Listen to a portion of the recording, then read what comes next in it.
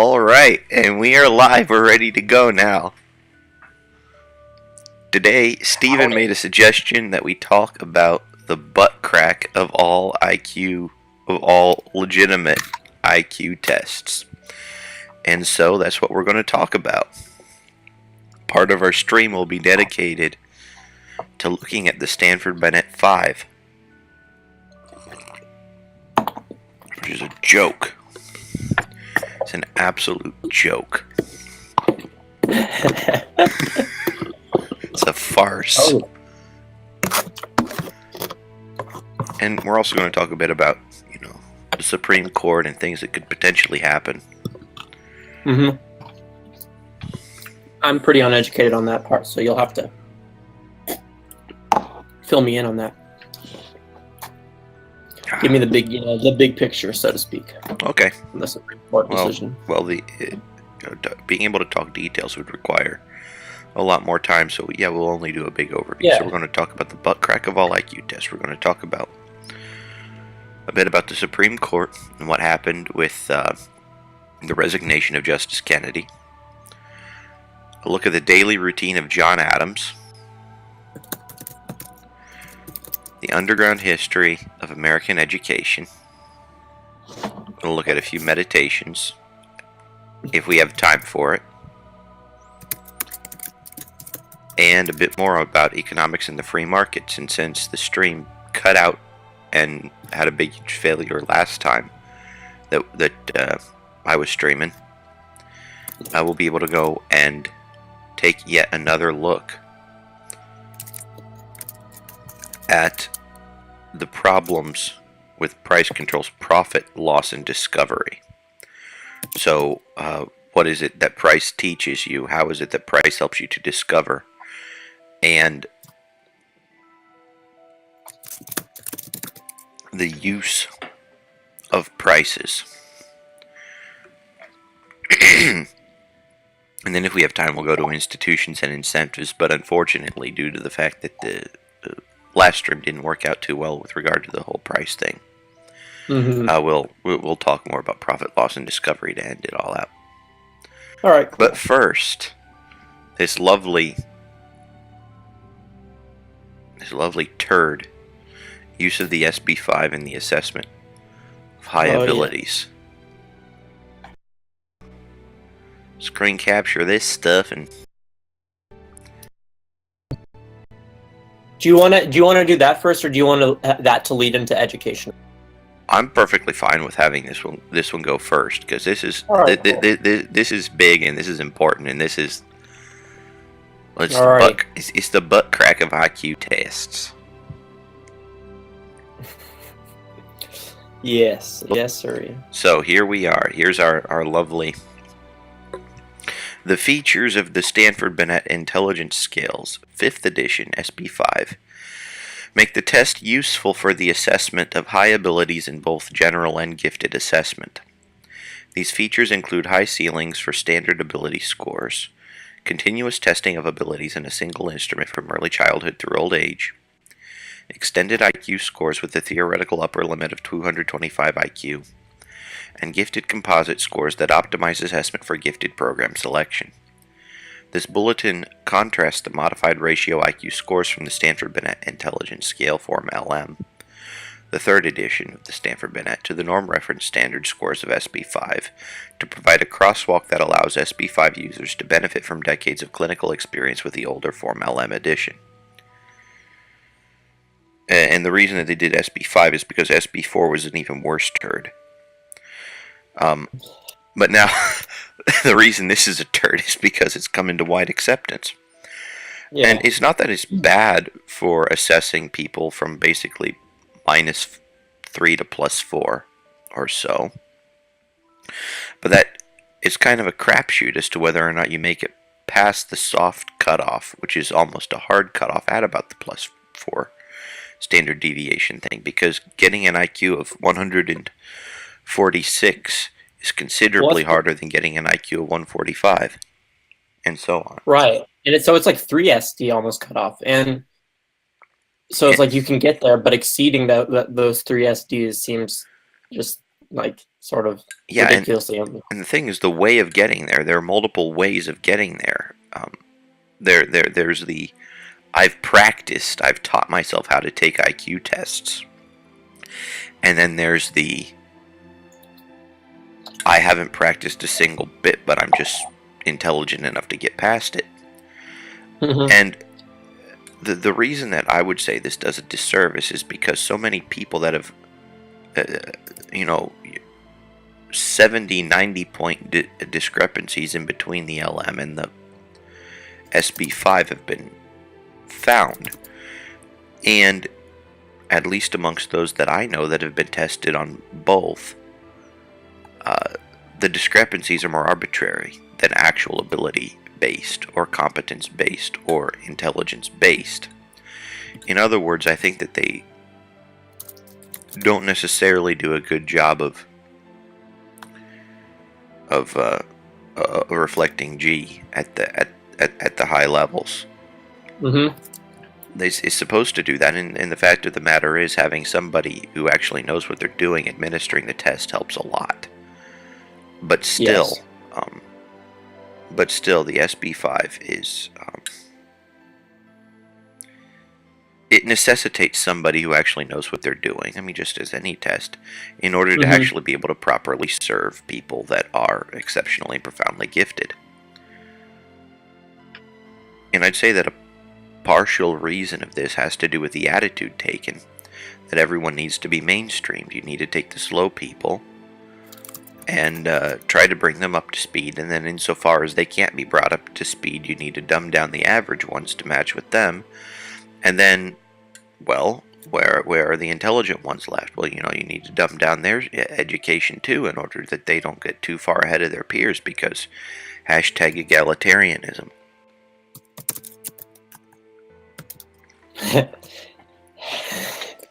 Hashtag egalitarianism. Yes. Well, let me see. You want me to read this? Please do. Let's at least go to the overview. I'll have Yeah. that out here for our viewers to follow. All right. Yeah. 1 second. 4. All right. Cool. All right. So overview: the use of the SB5 in the assessment of high abilities. Since its early days, intelligence testing has been concerned with both extremes of the ability continuum. Although Binet and Simon's early tests focus on identifying children at the lower range of ability, others, before and after them, sought to identify abilities in the higher range. For example, Francis Galton's concerns in the 19th century focused on the correlates of genius, and in the 20th century, Louis Terman, Catherine Cox, Maud Murrill, and their associates made significant contributions to the study of high ability and giftedness. Much of what we have learned about the development of high ability children came from studies involving the administration of Terman's adaptation and extension of the Binet-Simon intelligence scale, and its more recent additions. Like its predecessors, the Stanford-Binet intelligence scale's 5th edition may be used to assess high levels of ability. This assessment service bulletin provides a comprehensive and clinically focused discussion of the appropriate use of the SB5 for assessing children with high abilities, particularly for identifying with which children might benefit from special services associated with programs for the gifted and talented in schools. May I interrupt here? Oh yeah. Am I going too fast? No, you're not going too fast. I just want to interrupt here because there's Okay, something to be ahead. said here. Okay. Awesome. This paragraph here shows that the entire idea is of this whole gifted assessment thing is predicated upon another idea that schools are the appropriate place for them to be in the first place. That somehow a gifted and talented program is going to suffice. Yes. Really important. That's an extremely important thing to point out now that you mention it. Yes. So let's see. This assessment service bulletin provides a comprehensive and clinically focused. Okay. I think. Okay, yeah. So gifted and talented. particularly for identifying which children might benefit from special services associated with programs for the gifted and talented in schools. That means that this test Yeah. will, almost by necessity, at least in its natural state, not suggest anything outside of that. Nobody is special enough to fit outside of the realm of what school offers, except for the fact that pretty much everybody gets the shaft from school. Right, exactly. So let's see. Let's continue. So okay. Metatheistic say it will help potential SP5 users evaluate the degree to which the test will meet their particular needs and high ability assessment. It should support their decision making as they transition from earlier editions of the Stanford-Binet. Okay, whatever. We get it. And I'll admit I haven't read this piece in over a decade, so just the saying. SP5 manuals already address the measures used with high ability and gifted populations. The examiner's manual describes how to administer and score the tests and provides basic guidelines for its interpretation, including with high ability examinees. The technical manual provides information on that doesn't matter much. Whatever. It's essentially information for people interested in using it. Okay, the interpretive manual provides a case study of a gifted student, a discussion of the extended IQ, which at the high end permits scores between 161 and 225, and introduces two gifted composite scores. This bulletin reviews many of these features and extends the discussion of them in ways that will interest professionals concerned with the assessment of high abilities in children. I'm looking. Okay, we'll get to that. We'll come back to this part later. Yeah. Readers should we get it. So IQ scores past and present. The scores of IQ tests are directly comparable only if they're calculated the same way. And then there might be minor differences across tests. The SP5, let's see. Comparable, meaning you can take one score and put it next to another and understand that they mean the same thing. That's what they mean by comparable. Not that you can use your brain and then look at traits or whatever. You can't do that. We gotta have the scores be equivalent. Later in this thing, I feel like they shoot themselves in the foot with this very thing, comparing them. The SP5 technical manual also provides estimated equating tables that link the SP5 with both the Stanford-Binet intelligence scale, 4th edition, and the form LM. Taking the Flynn effect into account, scores on the SP5 appear generally equivalent to scores on other intelligence tests. With one exception, scores on the form LM seem to increase faster than corresponding SP5 scores as they move further from the mean of 100.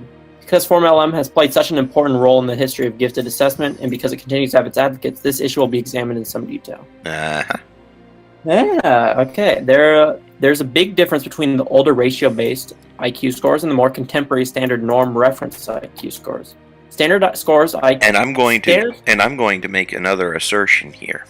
I'll attempt to substantiate this assertion, but if you decide to take issue with it,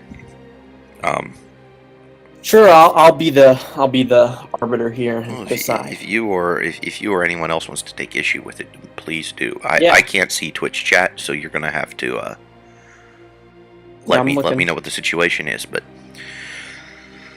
the idea of ratio based as opposed to standard norm referenced, in other words, attempting to impart more statistical significance, is I think that making the leap from one to the other is also a problem. Yes. If it's understood that the high range is going to be overrepresented in ratio IQ, just due to the fact that there are more people that score considerably higher than their peers, going and turning that into a percentile is going to eliminate a lot of the meaning.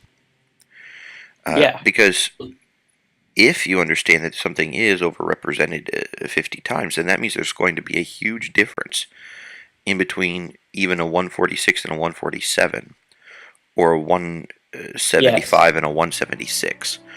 and that difference isn't necessarily going to be commensurate with the person's total ability, because you can still blast through tests and hit subtest ceilings, even with the Stanford-Binet 5. So it's only good up to a point. And with people that have drastically uneven cognitive profiles, even amongst profoundly gifted people that might have one or two areas that are just orders of magnitude better than others, it can cause their score to be artificially low. And having these artificially low scores means that people might think, well, okay, because we're not just adding a bunch of numbers together, and you can go and get your get a much higher number than you otherwise would, just because the ceiling is effectively so high that at least younger students can't or won't necessarily even reach it unless they're really orders of magnitude brighter than the most intelligent people in the entire history of the world bright, with a form LM. You don't necessarily run into that problem, although you would get inflated IQ scores. But when you're trying to provide developmentally appropriate material, when you're trying to figure out, for example, how far to advance a student, people have this idea that, don't ever advance them more than a year or two, because if you do that, you're going to cause them all sorts of trouble. They're not going to know how to emotionally deal with things, etc. I think there's a cop-out. Because the ratio IQ is good for what you're trying to accomplish in school, if the goal is, in fact, to put you with developmentally appropriate education. So what does that lead to? But the idea that the entire paradigm of schooling is not predicated upon giving people developmentally appropriate education.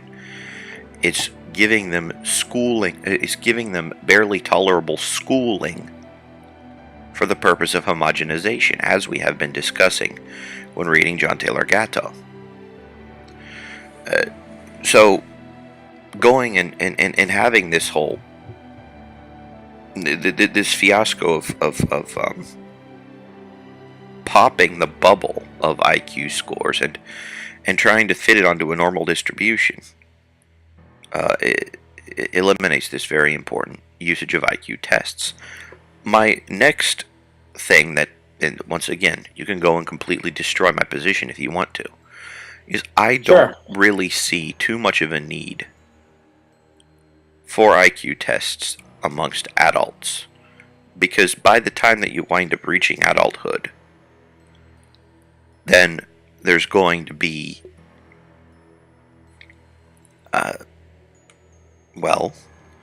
you will have lived with whatever your IQ happens to be, low or high, for long enough, and functioned with other people enough that you can kind of figure out, assuming emotional stability is not an issue, you can pretty well figure out where you belong. And interestingly, emotional stability can go in and impact your IQ score anyway. If you feel really dumb, you may not necessarily do as well, or you may completely blow the test out of the water. Test anxiety, etc. Test anxiety is, and I've noticed that especially in gifted women, but also to some extent in some gifted men.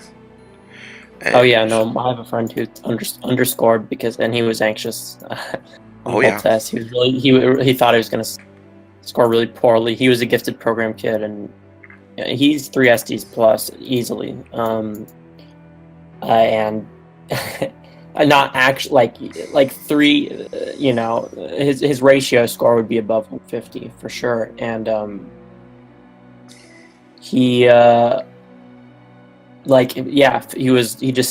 lots of insecurity surrounding that sort of thing, and he was worried. And so when they went to assess him, he didn't even score gifted on it, etc. And that's a problem. Huge problem. And that leads and I know how you were mentioning that might be reasonable to use this as a segue into schooling, and we might not even wind up talking about any of the other articles because, well, we've already been discussing this for 20 minutes. Right, it's pretty. There's a lot to cover here, a whole lot, and we're only on page 2. like this, Plus, this could be a continuing thing. Yeah. So let's see. So basically, what they explain here is that standard IQ scores. I'm not gonna read word for word. I'm going to explain it instead. Yeah. Well, if test developers have moved away from the use, yeah. Mm-hmm. So standard IQ tests generally have a 150 to 160 point upper limit, like a cap. And ratio scores go well past that. Well past that level. And they mention, like, when you hear about historical figures having IQs near 200, 180 plus, etc., they're probably talking about ratio scores, not standard scores. Because I mean, it's impossible. It's very I won't go out and say it's impossible, but it's exceedingly difficult to measure a standard score, 5 standard deviation. It would be practically difficult, I think. It's incredibly difficult because you don't have a big enough N. You would literally need to IQ test pretty much everybody in the world in order to get a sample size that would exactly. And so that would be adequate for dealing with things at that big extremes. I mean, heck, statistical tables, they don't give you z values past 3 usually. Mm-hmm. You need to actually use the formula for calculating areas underneath curves in order to go past that point. The z values, for those of you not too familiar with statistics, is the number of standard deviations one way plus, or the other way minus, or from your perspective, one way plus, or the other way minus from the mean of a normal distribution. Yes. So they talk about how the LM was previously used, as we mentioned. It's a ratio test, and it was used throughout the 70s and into the early 90s. It looks like. Yep.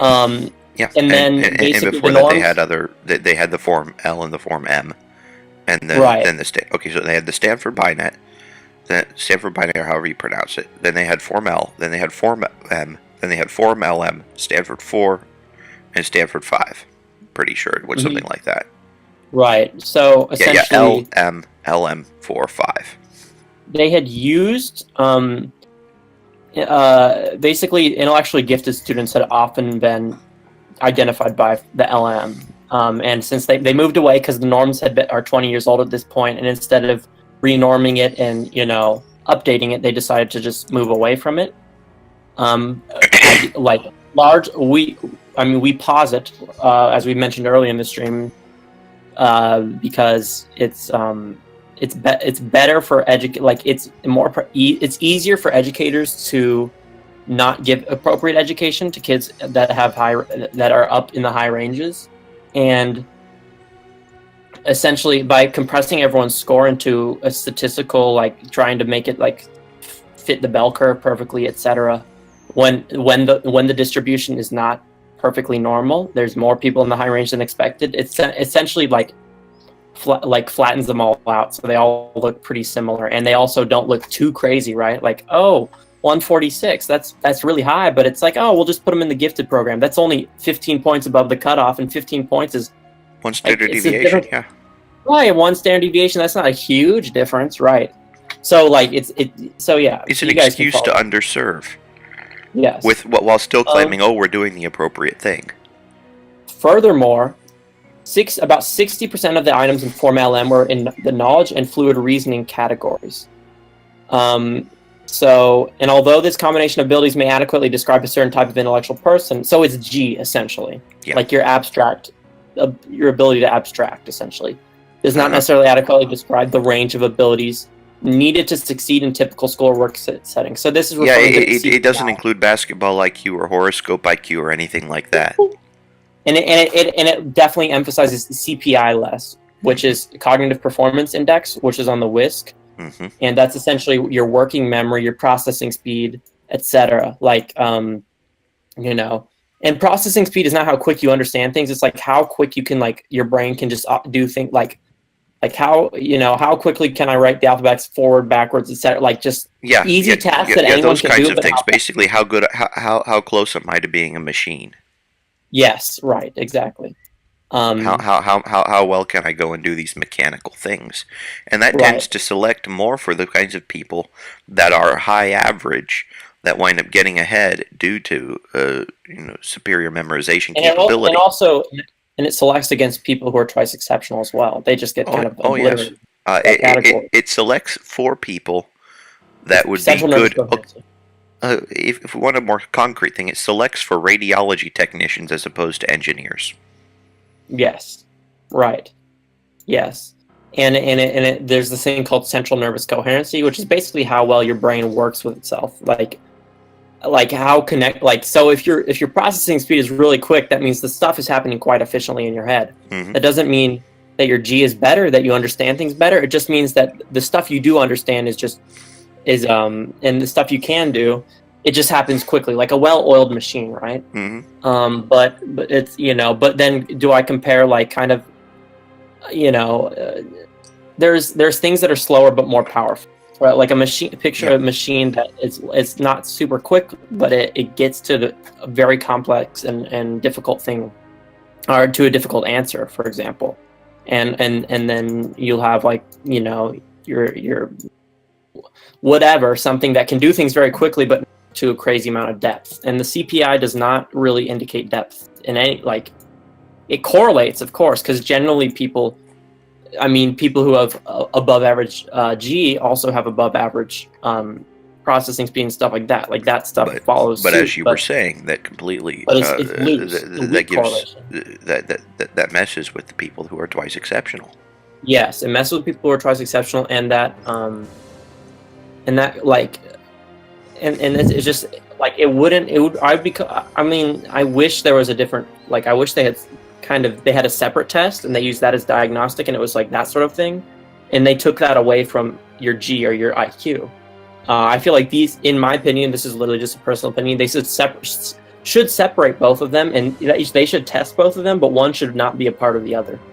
Um, just so just so you can get that would increase the ease of diagnosing, because then someone who's very smart might still look pretty, like they'll take an IQ test and it'll be lower than it's supposed to be, but it still looks fine, right?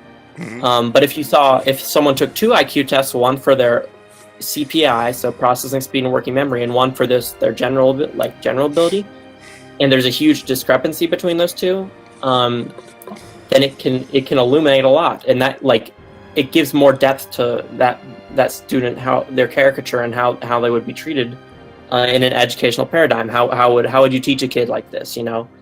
When you see them struggling on stupid errors and math and stuff, it's not because they don't understand, and that's a big and that can also help alleviate the child, because kids who have low CPI often get really they feel dumb and they get down on themselves, and they see all these other kids who can do things quicker than them, Huh. and they don't realize that they actually are quite smart Oh yeah. until maybe some test comes along the way or something, or some task that others find easy or that others find hard, and they're like, what hard about that?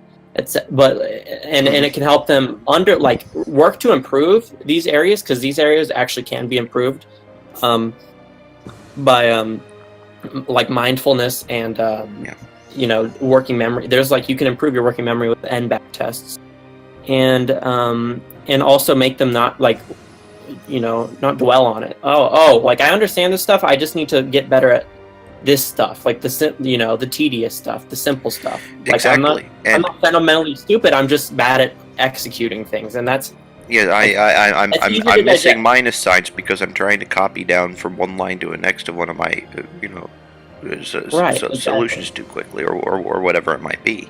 Right. And and that winds up being something that's dealt best, I think, on a case by case basis, because ultimately you can't teach every single skill. You can't go and just say, okay, well, in every conceivable situation you need to do this, or in every conceivable situation you need to do that. But if the person is, as you said, mindful of their limitations, that causes them to be able to take a step back and say, okay, I need to reassess here. I need to determine, okay, I can do this, I can't do that. Therefore, what am I going to do in order to leverage my strengths in order to be able to get through this? Right, and it makes it more specific. The problems they have with more specific problem identification, it becomes just way easier to address the problems. Like when someone has a poor ACT score, and for example, and you don't know anything about their subtests, and you're just like, all right, practice, just go practice, take more practice time. But imagine they have above 30 in all these sections except they're screwing up math. Like it would be inefficient to just tell them to practice. Instead, they should be practicing what they're weak at. I mean, it's very intuitive, and that analogy is largely unneeded. But still, Except it is needed. Yeah, oh, you're right, exactly. You would think. You would think it wouldn't be needed, but you'd be wrong. Yes, it very obviously is. So now let's move on. So it says ratio IQ score. So it's mental age divided by chronological age times 100. It's pretty simple. Like it's a ratio. It's in the name. And therefore, the average will, by definition, be 100 because if you norm it, then I'll put it right in the center. The ratio will be exactly in the middle of 100. So the average of all the different people will be, okay, 7-year-olds will act like 7-year-olds. And some will act like 14-year-olds. They got an IQ of 200. Exactly. And so on. Precisely. So then modified ratio IQ is a Stanford-Binet form LM. So they have this weird formula they invented, they came up with. Revised IQ equals conventional IQ minus mean times K plus 1. It's they just use a random formula to get extended scores. Wait, is that? Now, which paragraph are we in? Oh wait, no. I'm not that. That's not the part I'm looking. That's not the part I meant to look at. I was in modified ratio IQ, Stanford-Binet, and no. The ratio IQ test on the LM that's fine. I'm remembering a part where they did this. They have their extended scales thing, and they just came up with some formula for it. Yeah. Well, I think all of them do have to some extent a formula they use for the extended scale, due to the fact that it's only normed within a particular, basically +3 to -3, right? Or a little bit. Oh crap! I got a wasp in here. They're after you. They're sending in a drone. I just hate wasps. Oh yeah, no, they're not that fun. So for example, an IQ of 116 represents someone in the 84th percentile, or they're in the top 16th percentile of intelligence for the whole population. So out of 100 people, someone with the 116 with SD16 will be this is percentile, 85th. Yeah, they'll be out of 100 people, they'll be smarter than 84 of them. More intelligent. Equally smart.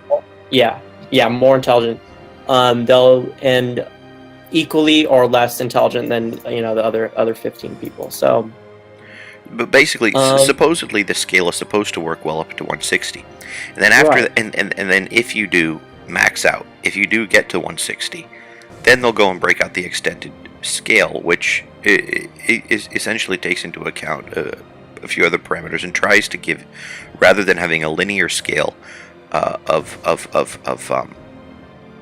mental age divided by physical age times 100, they attempt to normalize it. That's basically what that particular equation does. Yes. So however, years of subsequent testing and analysis by practitioners in the gifted field who use form LM have revealed a far greater occurrence of high test. I'm on page 4. Have revealed a far greater occurrence of high test scores than would be predicted by typical use of standard deviations and percentiles. So the ratio scores, there's the tail is fat, there's more, not the whole tail, but the end of the tail is fat. Like there's more people at a higher level. Like I'm assuming basically that it fits the normal distribution for people in a certain range, but then at the very, at the precipice at the end, you get more than expected by statistics. And as Matt said earlier, what that does is that if you try to force them into a standard deviation, you're going to flatten that. You're going to flatten those people and make them essentially, since there's more than expected, you're going to like artificially like deflate their IQ, and the actual level of ability that they have. And an important thing, because I saw this guy in Quarandu. I actually like Quarandu, and he has some good content, and he's a really smart guy, but he is not so into ratio scales. But the thing is, the point of an IQ test is not to fit a statistical mold to the T, right? It's generally that's what we say. Right. That's what we say. We say it's not to fit the statistical. In our opinion, it's supposed to be a tool which can give you an accurate representation of someone's intellect, right? And for an analogy I've used before with you, Matt, but is like, for example, height. Like, so for example, someone who's like 6'7" is probably in the 99th percentile, but someone who's 7'5" is also in the 99th percentile. And if you tried to if you tried to with height, you can see the difference.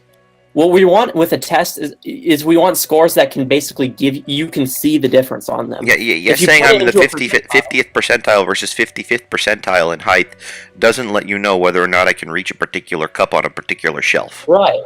Exactly. And if there's, and then people who are 6'7" don't look that different than people who are 7'5". When if you saw them next to each other in real life, you'd be like, yeah, that dude's a head higher than that. Is a head taller than that dude. What gives? Yeah. Right, exactly. One of these people can dunk a basketball without jumping. The other. Right, exactly. And it's just once you hit the 99th or 99.9th percentile, they just sort of, okay. Yeah, there's still a whole lot of room for growth and difference in between people. Right, and it's yes, exactly. So on the Stanford-Binet Form LM, they have these criteria: moderately gifted, which is 125 plus; highly gifted, 145 plus; exceptionally gifted, 160 plus; profoundly gifted, 180 plus. And so with the Wechsler, I think it's 130, 145, 160, 175. Yeah, yes, on SD15 and on the Wechsler, yes. Yeah. And yeah, so these are just ranges to essentially, like, if a kid's profoundly gifted, you treat them differently than exceptionally gifted, treat them differently than highly, and then differently than moderately, etc. And it gives you it's a nice, because like the difference between 160 and 165, like that's that's pretty negligible.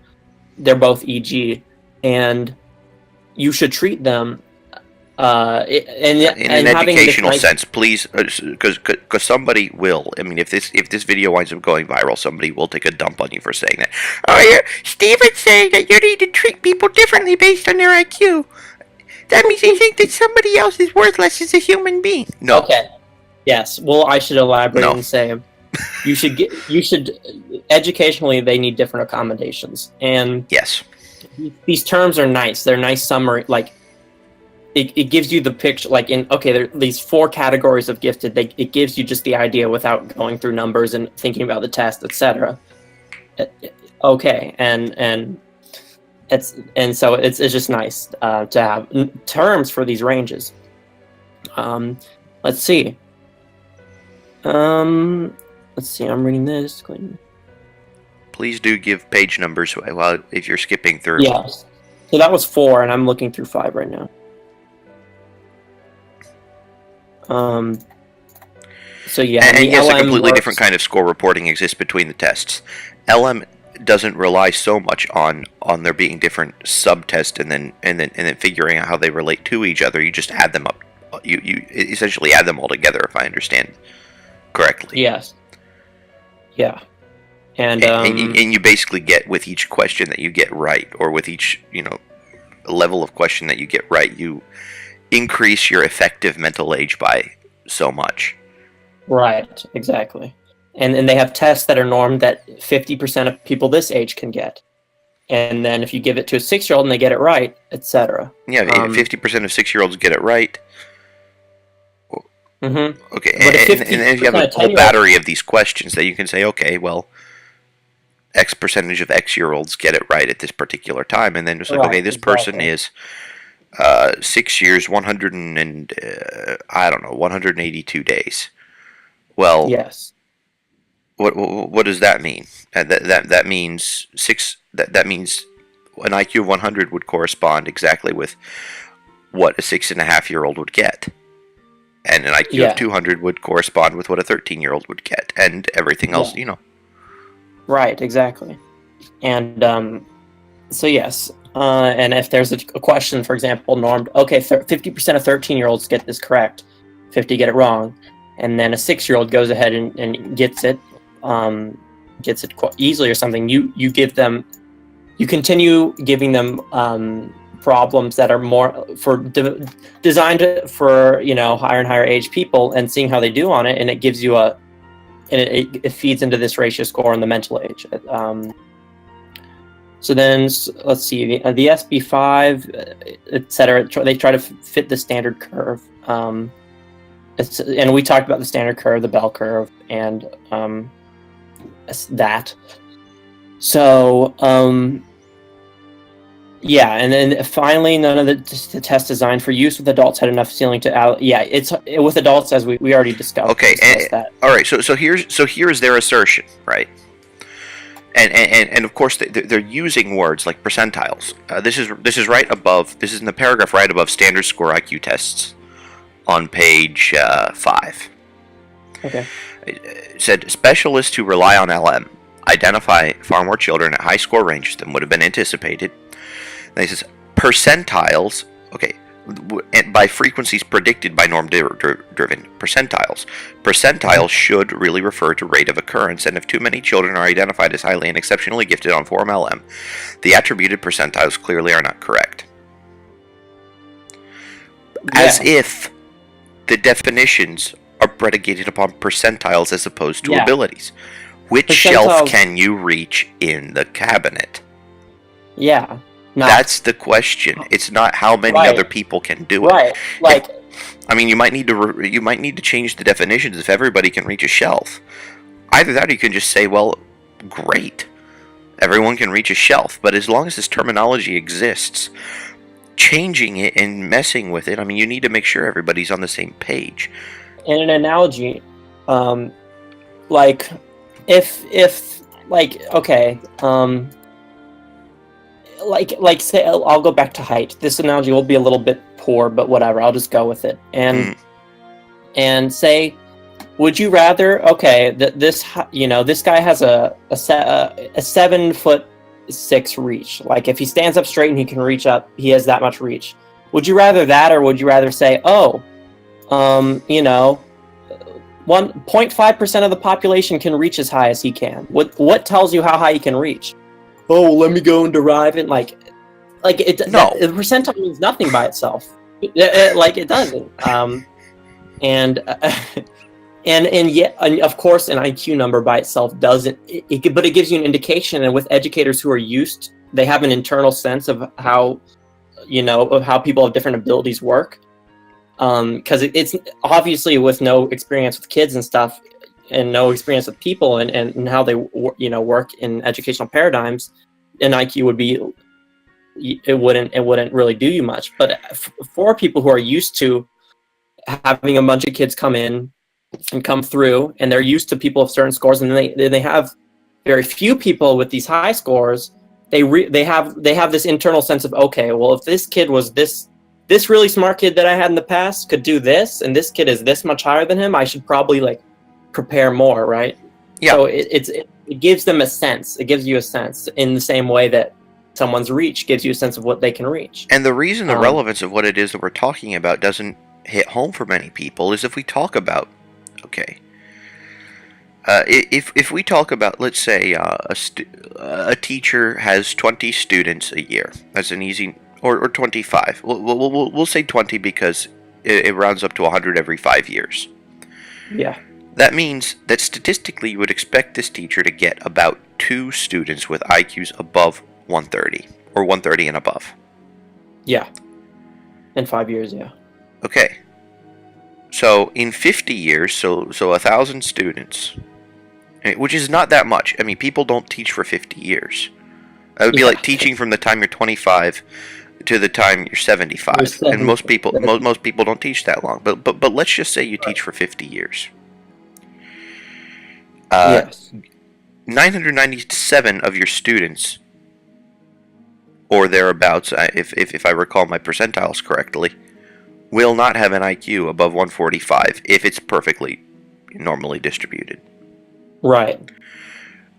But even if it is overrepresented by, and I know that it's not overrepresented at that particular range by a factor of 50. Right. But at the very, very high end, it can wind up getting that high. So Yeah. But let's say it's overrepresented by a factor of 10. Out of 1,000, 30 of your students are going to have an IQ above 140. That still doesn't. That gives you so much variability.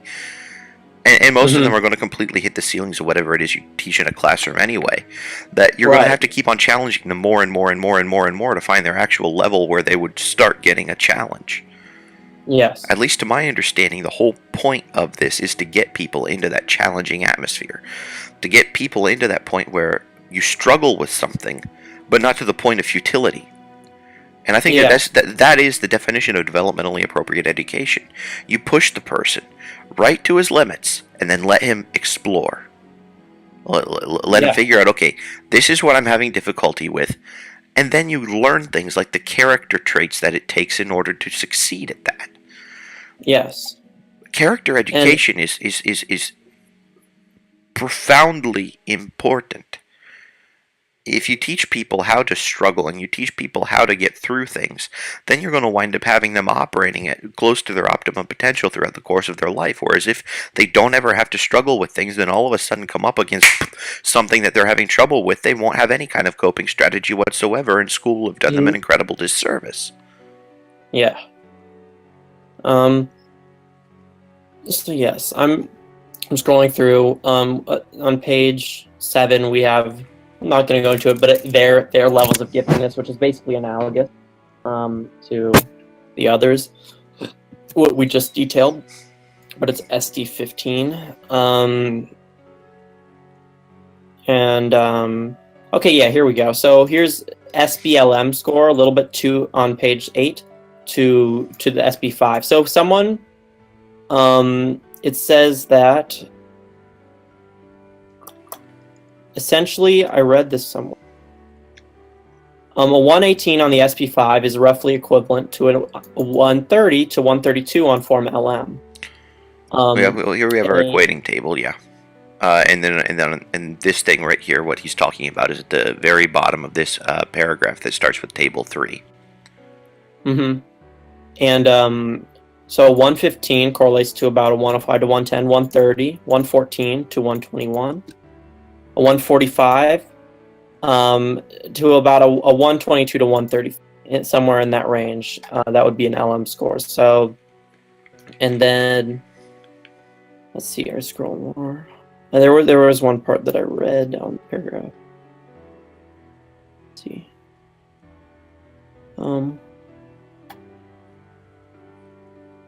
And so we can see this, this kind of deflation effect. Yeah, well, but regardless, if you can actually count on consistency, right? If you could give somebody a number between 1 and 10 and have it actually be representative, then who cares? The problem is you can't. Yeah. Right. Yeah. And exactly. It said the average full-scale IQ for the gifted sample of the SB5 norm group was 123.7. So that's, yeah, so for the people who scored gifted, etc., on these other tests, 123 was their average on the SB5. You can see that deflation, essentially. And yeah, so what does the SV5 blah blah blah? This is we talked about G. We already knew about that. Okay, But here's something else, right? It talks about the Flynn Okay. effect. Now, what Oh yeah. does the Flynn effect actually measure? Because how much? Okay, do you really think that? Well, this is very crass, but do you really think that the dumbest of the dumb are that much smarter than Aristotle? Really? That would be with the Flynn effect. If you wind up taking it to Right. its conclusion in this way, would have us think. Yeah. So the Flynn effect, guys, essentially, every X years the IQ, average IQ Goes up a on standard deviation, older basically. tests goes, yes.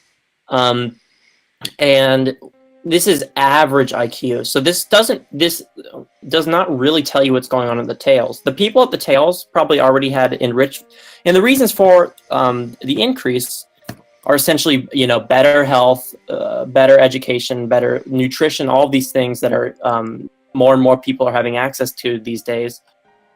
I mean, if we talk about That the relatively low number of people in abject poverty now, right, compared to the people even at the time that, say, the original Binet-Simons tests were written, there's a huge difference. exactly. And then because the process of industrialization was occurring and because living standards were going up, the Flynn effect was observable. But if you go and you compare people that wound up like having all their basic needs met in antiquity, and comparing it to people who have their basic needs met now, I don't think you would observe too much of a difference in actual No. IQ, although you might wind up having differences in IQ scores due to, someone deciding, hey, I'm going to teach Jimmy how to take an IQ test.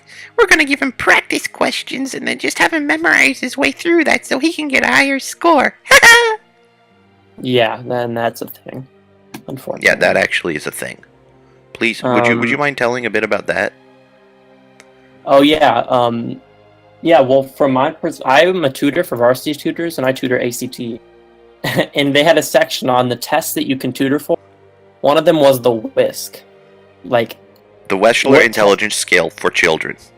you can do this is like basically tiger parents want their kids to have gifted education and be advanced, and they want their kids to be gifted even if they aren't, and so they make them practice, and they push them to be something they aren't, essentially, and that also undermines the people who actually are gifted and aren't. Anyone, I don't need to really elaborate on that. Anyone can understand that's stupid, right? Yeah, anyone can understand it's stupid, but it's okay to elaborate. Believe me, it's necessary because, if people who are going to become parents wind up hearing us say this, that hey, you don't actually want to do this disservice to your children, or if people who are already parents and care about the well-being of their children are hearing this is actually very important. Don't try to misrepresent anything. But still, at the same time, don't go and just assume that everyone in the school knows what they're talking about. Because the fact of the matter is, and we discussed this maybe a week ago or so on our stream, it's, or was it even more recently than that, that teachers are categorically, and of course, individual teachers need to be dealt with on an individual basis, but in general, if you walk up to a teacher, you can't count on them being competent enough to actually identify a competent student. And you can't count on them to know how to educate well enough to actually be able to provide the appropriate, developmentally appropriate education for anyone. Right. So rather than going and getting bent all out of shape about these sorts of things, just focus on creating the opportunities for your kids yourself. Yeah. And so here we see more. So it talks about this girl Mary. Which page? Page 13. Mary Ann, 8-year-old child with a full scale IQ of 123, placing her at the 94th percentile. Her score on this test is in the range of kids who participate in gifted programs, and her score essentially is about a 145.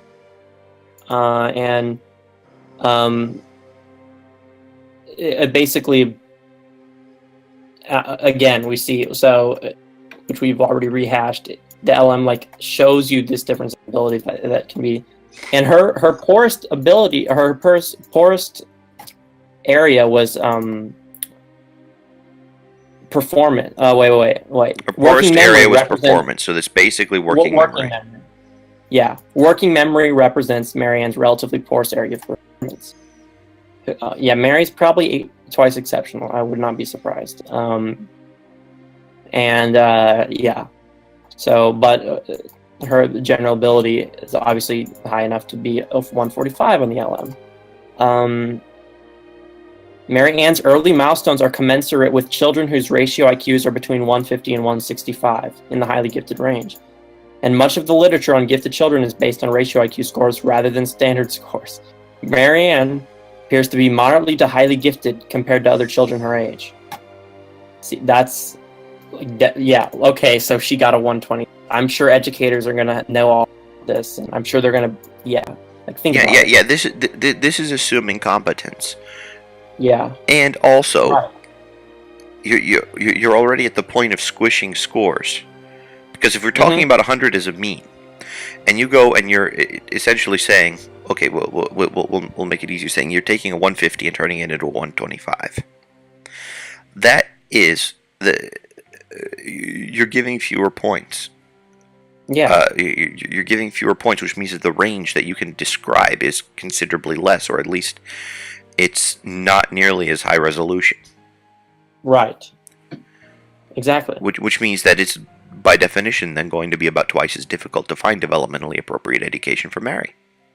Right, exactly. He shares a highly gifted child, full scale IQ of 131 on the SB5.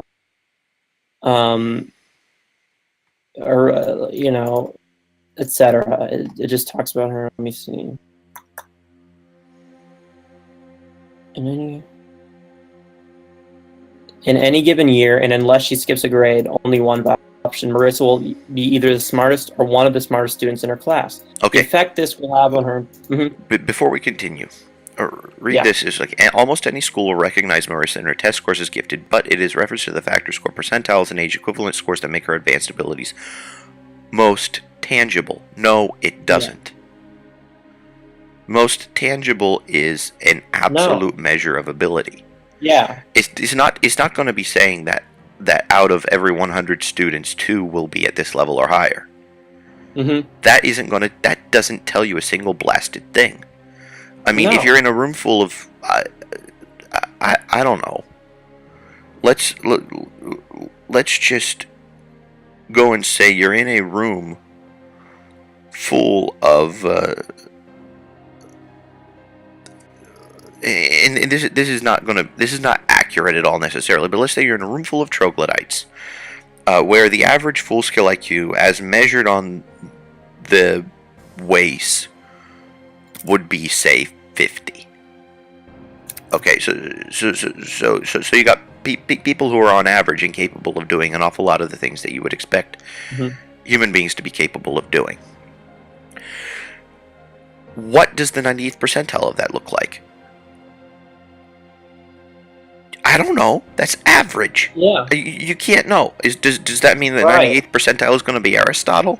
Does that mean that 98th percentile is going to be somebody with his finger up his nose? You can't tell. Exactly. Right. You just can't tell. And percentile, and they use that. If they use that, this many students. Well, no, it depends on the area, the socioeconomic status of where you live. It's that percentile is just not going to. It's not going to fucking do it, basically. It doesn't give you tangible information. And here they say, factor score, percentiles, and age equivalent scores that make her advanced abilities most tangible. So factor score percentiles don't do anything. Age equivalent scores, that starts to help. Yes. Age equivalent, but factor percentile doesn't fit anywhere in this crap. Yeah, exactly. They talk about someone with an uneven profile, so their score gets, since they're poor in one area and very good in the other, relatively poor. They might not meet the cutoff for like gifted programs because their full scale goes down, even though they're gifted. Let's see, and here's case 5. This is the one that I'm interested in the most. Exceptionally gifted young adult.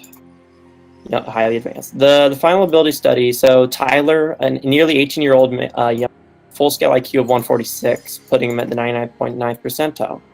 Turned 18 the day after his assessment. Like many highly gifted boys, Tyler experienced difficulty conforming to the expectations and requirement of his teachers during his late elementary and middle school years. Few adaptations had been made for his very high ability and the kinds of interests he had. It is therefore perhaps not a surprise that he turned in less and less of his work and showed obvious disdain, if not outright hostility, towards many of his teachers. He qualified for advanced classes in high school and grew more and more cooperative in the improved and more suitable environment of high-ability classes. Although Tyler routinely achieved 98th and 99th percentile scores on school administered achievement tests throughout his school years, students of far lesser ability... Oh, yeah. Students of far lesser ability were also able to do the same. As discussed earlier, standard score tests often conceal the ability and achievement differences among examinees in the highest ranges of tests. As a result, Tyler's school saw him more as an oppositional and underachieving in school classes than as particularly exceptional. And this is... okay.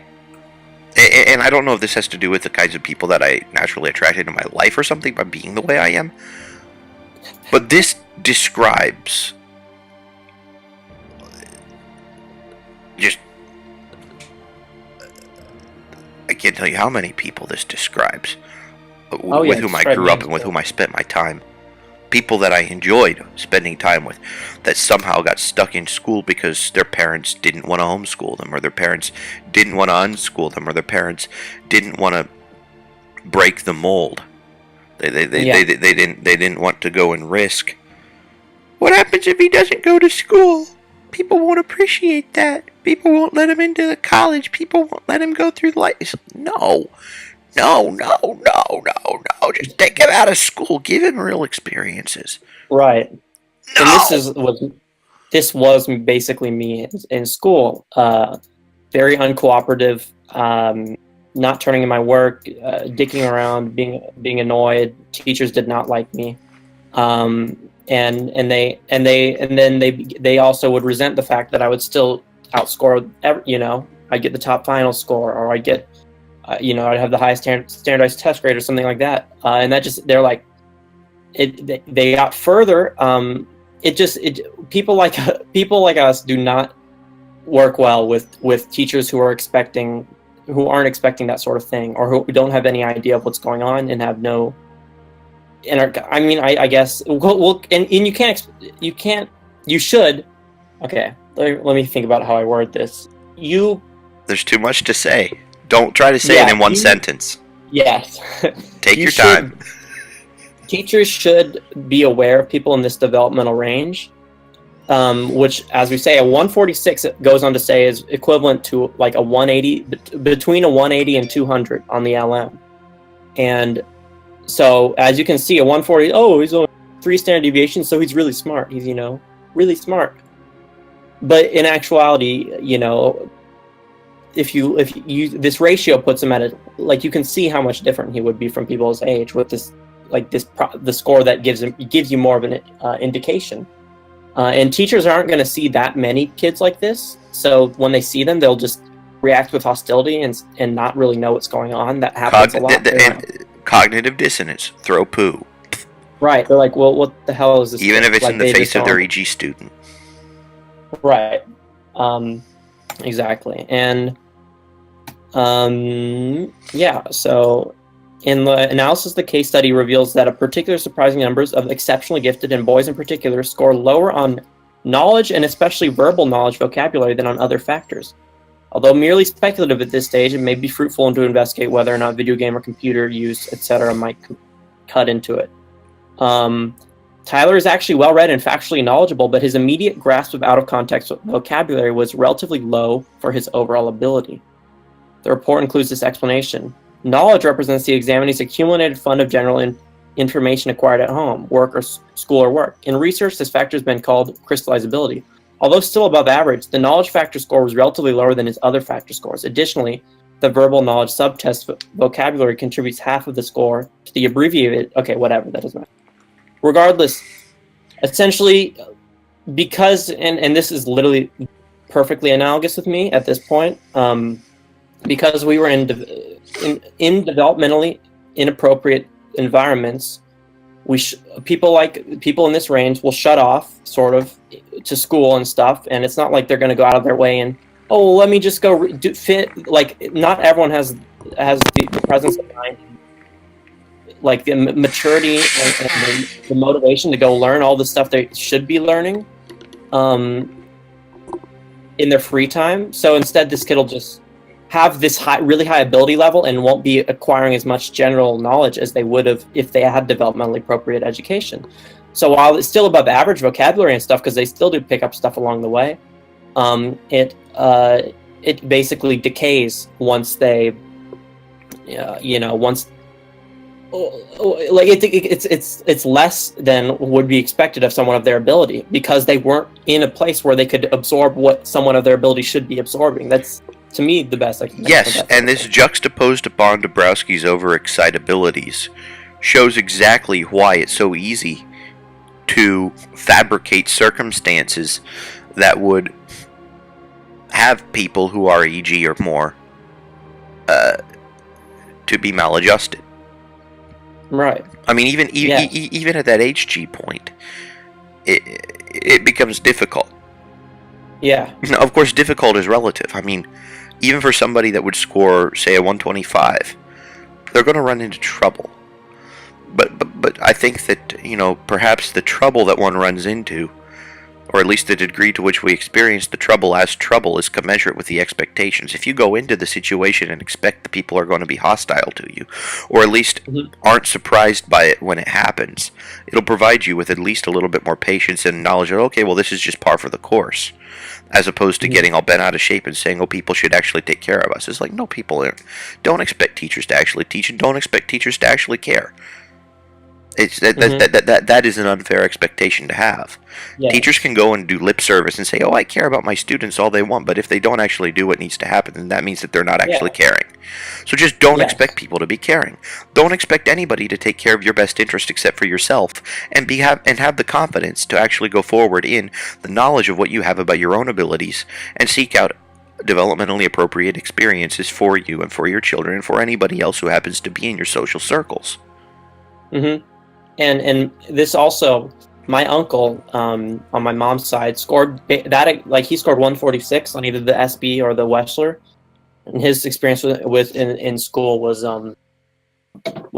completely similar. He dropped out of college multiple times, finally drudged through while working, had a bad time of high school, didn't like that, etc.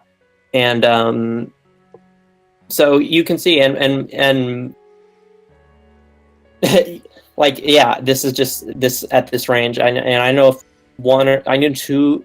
Okay, so I know 3 people who are plus or minus 3 points from that 3SD range on the Wechsler or the SB, any SD 15 test, and it's the same for every single one of them.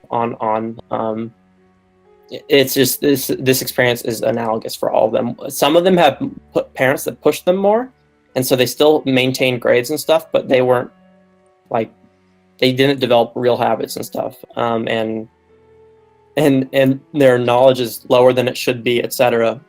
All of these sorts of things. And yeah, they were in the gifted program and stuff like that, but it didn't do. It didn't do stuff. I'm not even going to go into gifted programs. There's not enough time. It's like, okay, it's like, is it actually advancing someone's education in any really credible way? That's my guess is no, but I'm not. Well, I think that gifted educational programs are things that exist for the purpose of making people feel like they're doing something. Yeah. Oh yeah.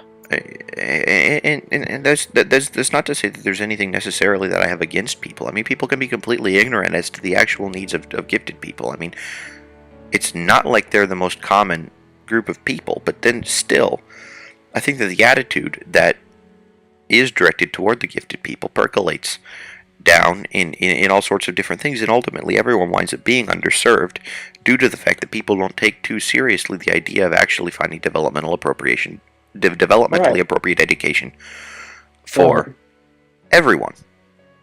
Yeah, and here's just continuing. Well, please do give me a page.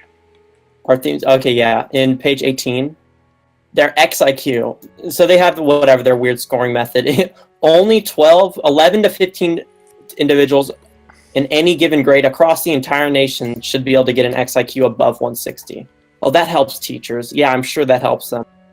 They just see a high number and they'll never see this kid again. Yeah. Okay, 160. So let's see. So how many people are in a grade level? Well, they just said 933 individuals in the entire nation across all ages. I don't know how many are grade level per the whole population, but 933 across all ages, and then I guess they divided by. I guess it's something like 187th or something of the whole population is in a particular grade level, like at the lower bound. So 11 in that case, 11 people in a grade level are expected to have this IQ, and that doesn't like help. That doesn't ameliorate the problems that happen with because in that handful of people there will be extraordinary differences between them, and their rarity alone also suppressing them into this rarity will also devout teachers aren't going to know what to do with these kids. If they're 1 out of 10 in the whole country, the teacher will never see someone like this again. Like statistically, you can say never with a nice probability of that being true. A normal classroom teacher won't. Now you're going to wind up. Now obviously you're going to wind up having people that deal with people that have high abilities, and if they go and wind up making themselves publicly known as, "Hey, I deal with this sort of a thing. Hey, I help with this sort of a thing," if they are sought out, then obviously they might wind up getting a disproportionately high number of people into their social circles that fit these criteria. Right, but this is still squishing the high IQs. And you can tell just based upon the actual wording of this that they haven't thought this through properly, because they talk about anybody in any given grade level. Yeah. As if grade level carries any significance whatsoever. At this range especially. Grade level carries zero significance at this particular range. Because, let's say you're I don't know, 5 years old and reading university level aeronautical engineering textbooks. What does that mean? Okay, what's the difference in between that and somebody who's 5 years old and painting like Da Vinci? What kind of comparison is there? Certainly there's desire too, and desire, it means a lot. It's like what does someone want to be doing with their life? How are they focusing themselves? Yeah, sure, they might wind up being good at whatever they wind up trying to do, but what determines what they try to do? What determines what they should try to do? How do people give them guidance? And these are all questions that kind of just get swept underneath the rug because people don't actually care. Yeah. And it's and then let's see. I'm not going to go into the. Okay, here, go to page 21. This is a great page in my opinion. Okay, here we are, 21. So it's composite scores and Form LM scores. So look at the fourth column, full scale IQ of the SB5, and compare it to the seventh column, Form LM, and look at this. So 144. They don't have an equivalent for that 146. Scored a 203 on the LM. Another 142 scored a 138 on the LM. This is that doesn't make any sense. Additionally, I'm going to go and say here's a little something. If you get a single number score in a high range on an LM as opposed to a range, that means they gave the test to you wrong. Yeah. It is a range plus tolerances in either direction. You have a number and then tolerance in either direction.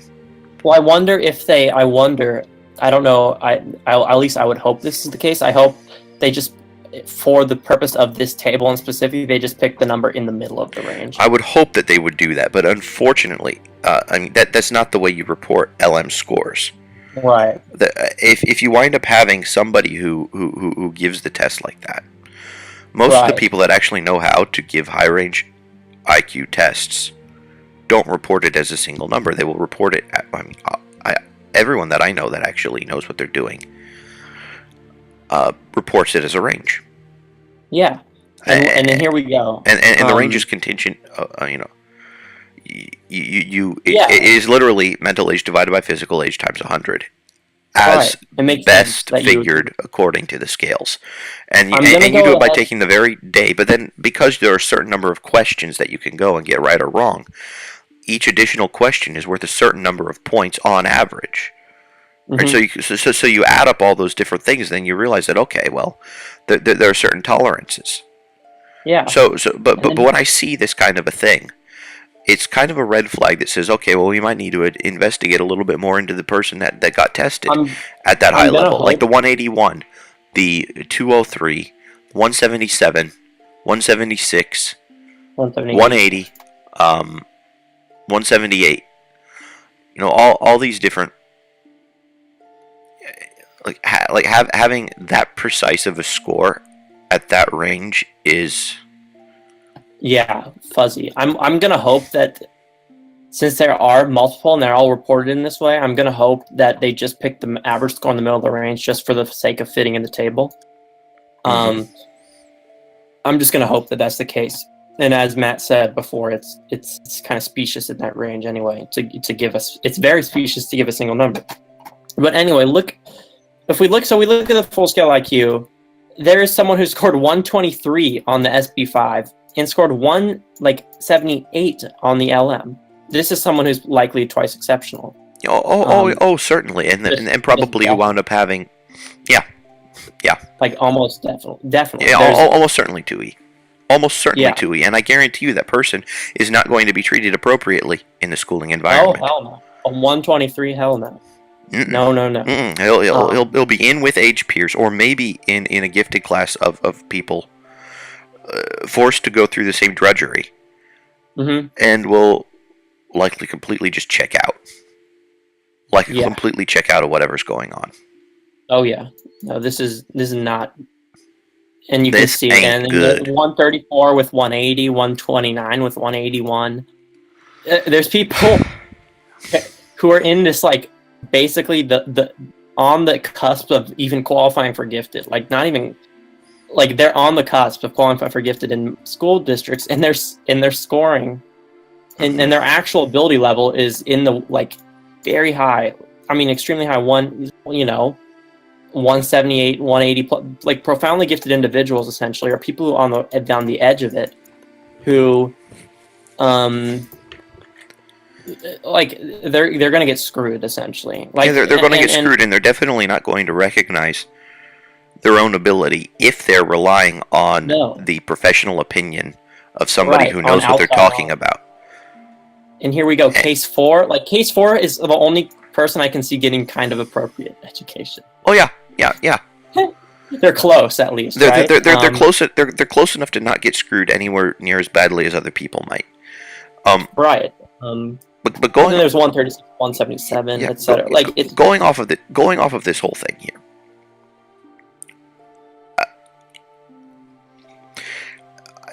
I think that this needs to be addressed. Is this the educational paradigm that exists that allows this sort of a thing to happen, and allows the sort of education that does occur for, well, that allows this to occur, that allows that to occur. And the educational sorting that occurs as a consequence of this to occur. can only exist if people believe what an authority figure says, as opposed to using their own good judgment and common sense to try to find these developmentally appropriate things. Yes, it requires more effort. Yes, you can't just go and send your kid somewhere and check out of the whole process. But the fact of the matter is, you have to start thinking, well, okay, am I really doing my kids a service, or am I doing them a disservice? What am I actually going to accomplish with this? Yeah. I mean, school is broken. Yeah. And it's already 21 minutes past the hour. We've been talking about this for 81 minutes, and it certainly doesn't feel like it. No.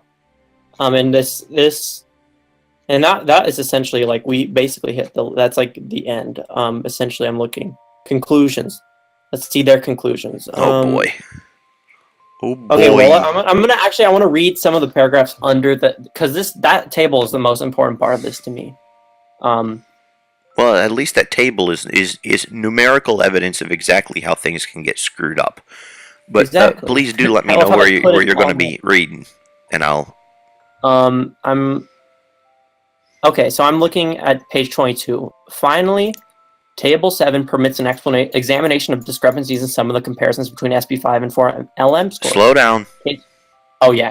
Case 4 had a 138 on Form LM. His mother did not believe the results and brought him in for additional assessment once the SB5 became available. She was right. And she was right. The SB5 picked up on the boy's relatively more exceptional ability.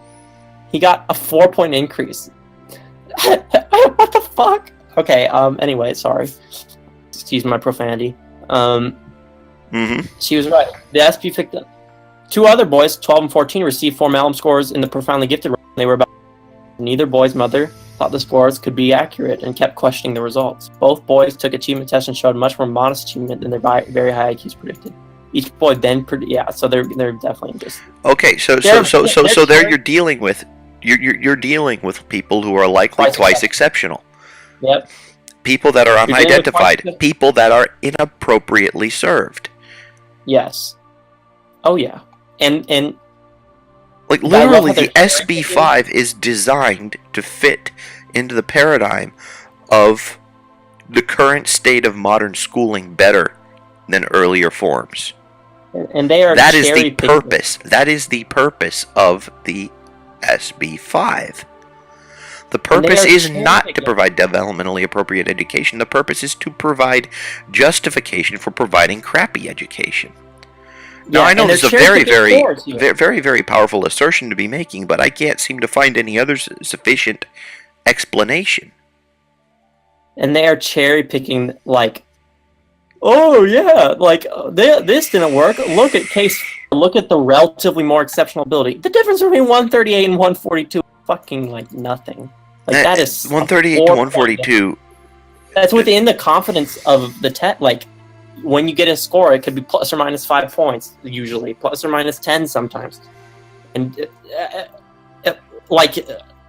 it picked up on his relatively more exceptional ability. They point to that, and then they literally ignore like the other cases that are right in front of the face. Then they cherry pick 12 and 14, and then you're twice exceptional, and then they basically tout and you know. I do find reason to doubt the veracity of this whole thing about taking achievement tests that show more modest achievement than the very high IQ predicted than going taking the SB5. I underperformed on achievement tests all throughout school. Like, I did so poorly on like state testing, and then there'd be some years I'd hit 99th percentile plus in something. Oh, random things. I looked through my achievement test scores. I'm someone who's twice exceptional. Looked through my achievement test scores. So, like a day or two ago, we have there's science, math, and communication arts, and on all the consecutive years, I hit 99 plus at least once, and I never on the same year. Like I would screw up something, or I'd do poorly on one section and get proficient in one thing, but I'd have 99th percentile and everything else. And if I take the like across the board, if I take across all the years. I hit 99th percentile in science, math, and reading, all of those things, but never all at the same time. And I hit like proficient on some scores and stuff. So modest achievement. It's because when you're twice exceptional, like you're pretty temperamental. Like you need like both. You have to have a good environment, like exercise, etc. A good diet. A lot for ADD, medication helps a lot on these sort of things, and or you'll see a role. or just enough exercise in an appropriate environment that doesn't go and stifle you in doing things in a more appropriate way. Right. I mean, So I'm not on ADHD meds. My brother's never been on ADHD meds. We've learned to cope, but the reason we learned to cope is because neither of us were crammed into school, and we had a mom that emphasized manners and emphasized treating people respectfully. So we learned to curb some of our more socially unacceptable behaviors, but not by artificially being told to sit in the seat for 8 hours a day. And I got medicated. Mm-hmm. And at this point, like, I have no qualms with medication versus non-medication. I think that's up to whoever. I think without medication, if you can function with that, and that's better, like, quite obviously. But I've used medication my whole life. So and I'm probably going to and I've tried weaning off of it at times, and I'm gonna wait, and I'm going to eventually try to wean off. But when I've done that, it's usually I have other things that I need to be doing, and it's not the time for me to be experimenting with that sort of thing. And I would go and say that's, from my perspective, very unfortunate, because if things could have been done differently at the beginning, and I'm not going to go and say that 100% of the time that it works this way, but I would guess that if you wound up having a different set of environments wherein a certain set of behaviors weren't discouraged, and wherein you were able to, do things in a more nonlinear fashion, and you're able to jump back and forth between your interests at an appropriate times appropriate to you, you would have learned your own coping strategies. But now you're basically at the point where you need to learn coping strategies and still exist in the world of adults, which involves a tremendous amount of additional resources that if you're here busy doing very, very significant things, you would essentially need to take a break from life in order to figure this stuff out, which would have ordinarily been a part of you growing up.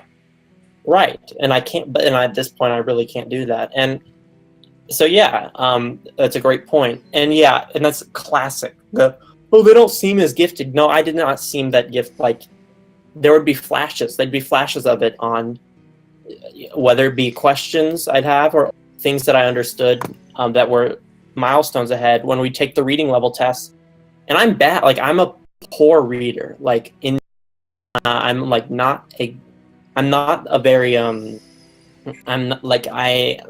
prone to my sidetracking, etc. With medicine, I read much more efficiently and much more consistently. But without it, I'm just kind of, sometimes I'll get everything and I'll have deep insights. Other times I'll read I just had no training essentially with how to read. And you'd given me those nice tips, which I've been practicing. And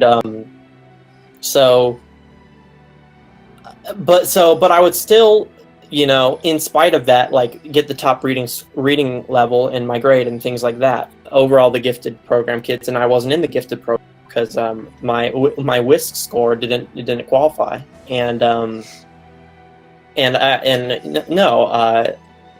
Eventually, once I grew up, because when you're young, especially with ADHD, the part of your brain that is, for example, a 10-year-old with ADD has the part of their brain that deals with executive functioning and working memory, processing speed, all that stuff related, essentially is 3 years behind. So it's like a 7-year-old, which at that, that's, it's only 3 years.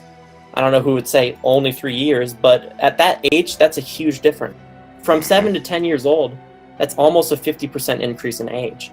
And from 10 to 7, 30% decrease. That's big. So that part of my brain was just behind, essentially. And then I recognized this phenomena where I felt smarter in comparison to my peers every year throughout from late elementary to high school. Like every year, I just got a little bit more there, mentally there. And then by the time, then I was eventually like sealing out of level tests. At that point, I started to hate school more and more. The more lucid I became, the more I realized how shit school was. By the time I was a senior in high school, oh god, yeah, it just all went down the drain. I was just scraping by. They're like emotionally and like mentally, I was in a like not a good place, and I wasn't succeeding in any of my classes. My teachers didn't like me, etc. I didn't like them. And yeah, the more, and then to me that shows exactly like once I grew into a little bit, it grew into my brain. I sort of like, oh fuck, school, I hate this stuff. And so there's kids that I feel really bad for, who like my uncle, who have this EGPG level of giftedness, and are lucid the whole damn time. They enter kindergarten and they're like, what are we doing? Why the hell? I already know how to do this stuff. In kindergarten, I was off in the clouds. Like I didn't hear like most of what anyone was saying to me. You were in and my Steven focus, land. Steven Land. I love Steven Land, was really nice. And then there's those kids who are not. They're in the real world and they're lucid the whole time, and they like it's just suffer, right? Like the 5-year-old who can already do the things that the 4th grader can, getting forced to just learn learn the alphabet or some stupid thing like that. Like it's really bad for kids at that level. I kind of got shielded by being twice exceptional, and I'm like thankful for that. But and yeah, it's just, and especially I'm like, oh, their achievement tests would predict a lesser ability, and etc. Like they did not look very deep, and they cherry picked just to get some nice support. Like they didn't explain. There were other kids who had huge discrepancies as well. They didn't explain those. They just cherry picked 2, and then they picked case 4, which was the only one where it really lined up to any accurate degree.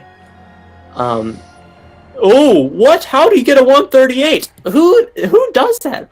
Oh, 142. That makes much more sense. Who does that? That just seems contrived as hell to me. I don't like. Oh God, he seemed like a 138. That's like, oh Matt, you look like a 175.5 centimeter person. I can't believe you were measured at 173. Like, who the hell thinks to this significant digit? Like, that doesn't make sense to me. That's kind of a tangent, but what the hell was that? That makes with the admission of that being a tangential thing, and yeah. due to the fact that we're already an hour and a half in, I'll suggest that we take an 8-minute break and reconvene to talk about the underground history of American education. Mm-hmm. For sure. All right, our break will begin in 3, 2, 1.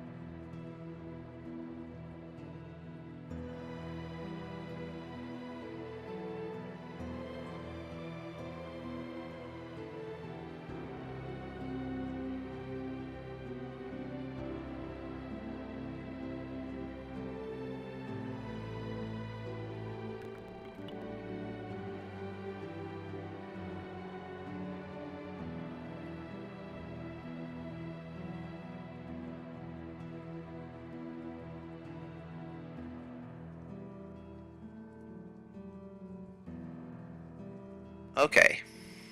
Now we're live again. Cool. Alright. Well, anyhow, we've talked about how poorly the educational system serves the students, and so we figured that we would continue our second hour, or our remaining hour and 15 minutes by beginning with how the educational system doesn't properly serve students. So, there's we've been going through the essays of John Taylor Gatto, found in the book The Underground History of American Education. And the title of today's essay is going to be No Limit to Pain for Those Who Allow It. Page of the PDF. If I recall correctly, just let me get this PDF go first, and then I will I think send you the page. No limit to pain for those who 26. allow it. 20. Yep. All right, found it.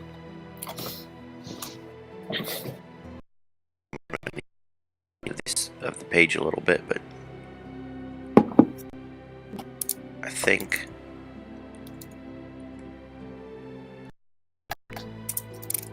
there we go. Prettified, and we'll go to there we are. No limit to pain for those who allow it. One of the most telling accounts of schooling ever penned comes directly from the lips of a legendary power broker, Colonel Edward Mandell House, one of these great shadowy figures in American history.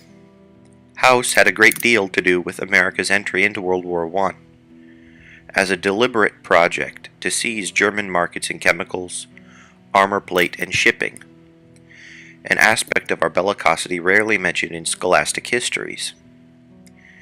When peace came, House's behind-the-scenes maneuvering in the League of Nations contributed to repudiation of the organization. His management of President Wilson led to persistent stories that Wilson was little more than the puppet of the Colonel. In his memoirs, The Intimate Papers of Colonel House, we get a glimpse of elite American schooling in the 1870s. House's early years were school-free. He grew up after the Civil War near Houston, Texas. My brother James, 6 years older than I, was the leader. We all had guns and pistols. There were no childish games excepting those connected with war. House was 9 at the time. In the evening, around the fireside, there were told tales of daring deeds that we strove to emulate. I cannot remember the time when I began to ride and to shoot. I had many narrow escapes. Twice I came near killing one of my playmates in the reckless use of firearms. They were our toys, and death our playmate. At the age of 14, House was sent to school in Virginia. The cruelty of other boys made an indelible impression on his character, as you can sift from this account. I made up my mind at the second attempt to haze me that I would not permit it. I not only had a pistol but a large knife, and with these I held the larger, rougher boys at bay. There was no limit to the lengths they would go in hazing those who would allow it. One form, I recall, was that of going through the pretense of hanging. They would tie a boy's hands behind him and string him up by the neck over a limb until he grew purple in the face. None of it, however, fell to me. What was done to those who permitted it is almost beyond belief. At the Hopkins Grammar School in New Haven at the age of 17, during the Hayes-Tilden campaign of 1876, House began to hang around political offices instead of attending to studies. He came to be recognized and was given small privileges. When the election had to ultimately be settled by an electoral commission, he was allowed to slip in and out of hearings at will. House again. All this was educational in its way, though not the education I was placed in Hopkins Grammar School to get. And it's no wonder that I lagged at the end of my class. I had no interest in desk tasks, but I read much and was learning in a larger and more interesting school. House's story was written over and over in the short, glorious history of American education before schooling took over. young Americans were allowed close to the mechanism of things. This rough-and-tumble practice kept social class elastic and American achievement in every practical field superb. The art of driving. Now, come back to the present while I demonstrate that the identical trust placed in ordinary people 200 years ago still survives, where it suits managers of our economy to allow it. Consider the art of driving, which I learned at the age of 11. Without everybody behind the wheel, our sort of economy would be impossible, so everybody is there. IQ notwithstanding. With less than 30 hours of combined training and experience, 100 million people are allowed access to vehicular weapons more lethal than pistols or rifles. Turned loose without a teacher, so to speak.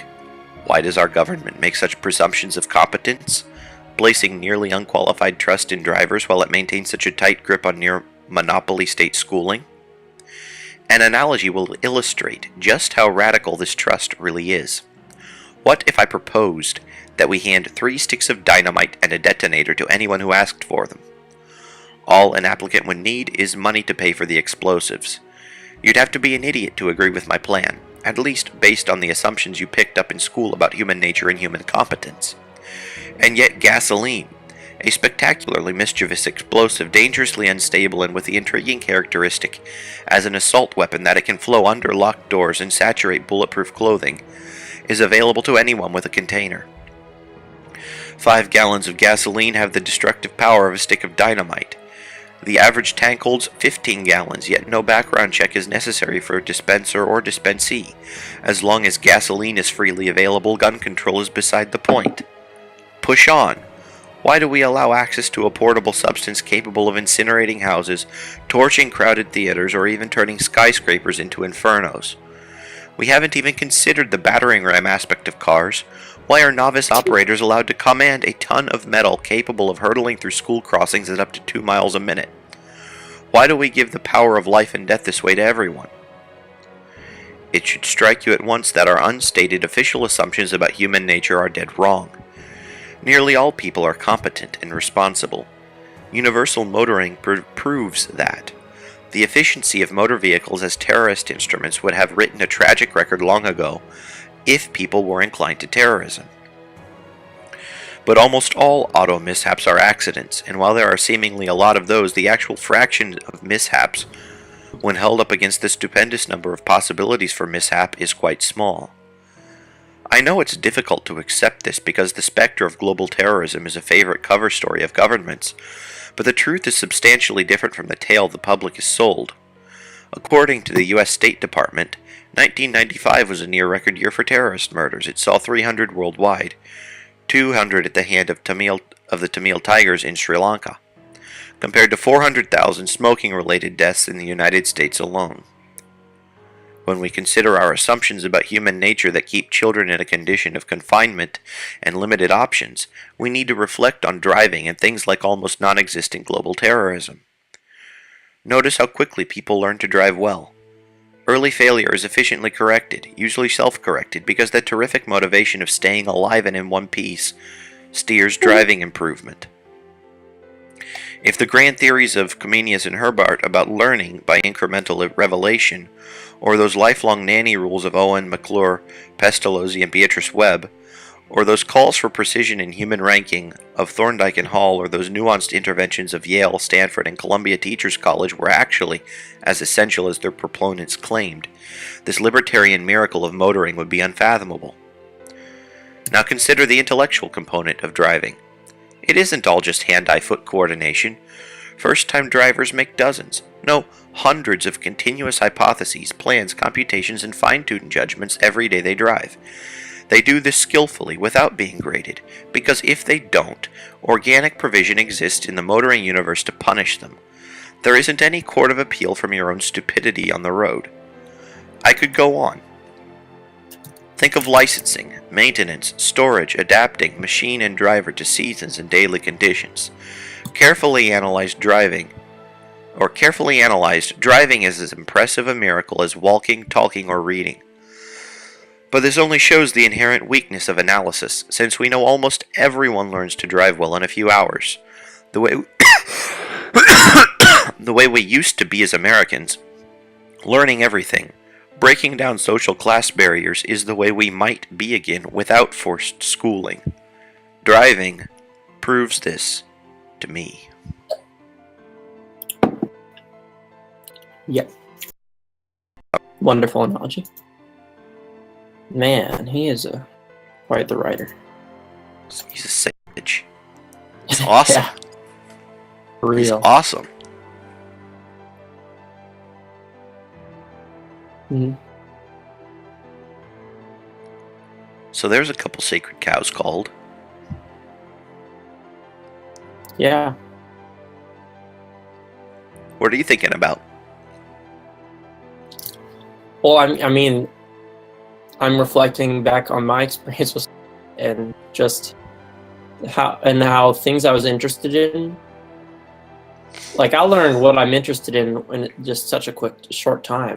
I'm just, wow, that's cool. And if I need to learn something, if I've been put into a job, like right now I'm having to program for a job I've never programmed before, and I'm getting the tasks done on time, and I'm even the person who knows how to program and who's kind of helping me along.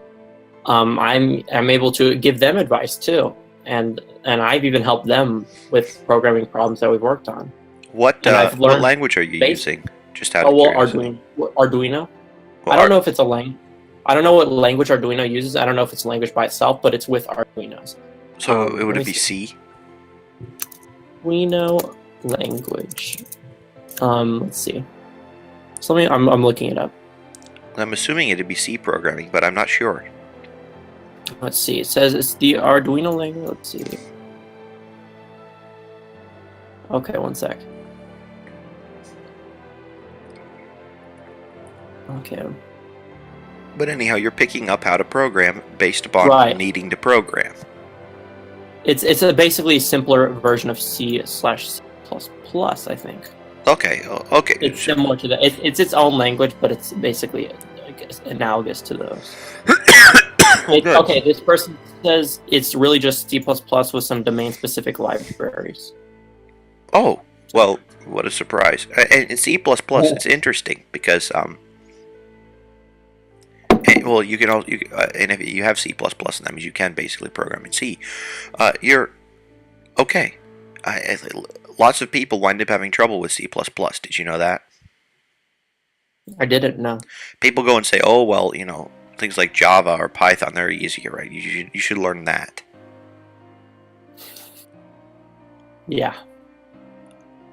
But really, and part of it has to do with, and perhaps I have a bit of an unusual idea about this, but I can't tout this enough. Yeah. Because the whole idea is you basically build a virtual computer by yourself, just for the purpose of learning how one works. Of course, getting to play with an Arduino is, I would say, pretty close in terms of what this offers. Now, this offers a little bit more, but if you don't need it, then you don't need it. Mm-hmm. But on the other hand, like if you know C++, it's very, very easy to start going into lower level languages because it still is somehow relevant in that aspect. But if you start with something like Python or we'll go with Python, it's a lot more abstracted from the actual reality that is the the hardware. Right. And if we talk, for instance, about quantum computing, which basically means that you don't wind up just having zeros and ones, but you have things that can be 0 and 1 at the same time, or 0 or just 0 or just 1, and ultimately you're doing it based upon physics. I mean, of course, everything's based upon physics, but you have different fault tolerances and all sorts of different things like that. Mm-hmm. People want to make quantum computing such that you don't actually need to know how a quantum computer works in order to be able to program it. Which means that anybody's going to be able to eventually, once this winds up becoming a thing, become a code monkey. Be able to copy and paste code for quantum computers, and get some sort of something out of it. But the people that ultimately do know how to code are going to be the ones that understand the basic principles. Yeah. Same as with regular computers. Understanding Right. basic principles is key. If you know how a computer works, you're never going to be confused as to why something has been done with a computer or how something would be done with a computer. Right. And quite often you'll come up with better ways of doing things than what it is that's commercially used nowadays. And yeah, and if you know one language, it becomes, and especially a language, I'd say like C or like maybe a low language as well. You can learn basically any other language quite easily. My dad, for example, the last time I asked, has programmed in 15 different languages and can program in 15 different languages. It's like, oh yeah, no, but you just learn a few idioms and it's no problem. And yeah. And yeah, once you get to that fundamental logic, and that's why starting from the base is nice, because you get the fundamental logic right there, and then you just learn the quirks of the language you're working with. But it's all predicated on the same. They're working within the same hardware and software. So yeah, an ability to program has nothing to do with language. In fact, the majority of programming takes place up here when you're not typing anything down. This is programming. This is enacting the program. Mm-hmm. This is where it all occurs. Yep. You need to know, and programming is actually a great analogy for many other aspects of life, because there's a very clear thing of, okay, you have a goal, you make a plan. That making of the plan is the programming, or is the mentally intensive part of it. Once you have an idea of what that plan is going to be, then you just need to execute it. Then you just need to go and put it into code, run the code, and there you have it. Yep. I've touted this idea when I've been helping people get to where they want to be and helping people figure out their lives and helping people accomplish their goals. I start with vision, and then from that you go to goals, and from that you go plans, and from that you go to execution. Mm-hmm. Vision, goals, plans, execution, in that order. And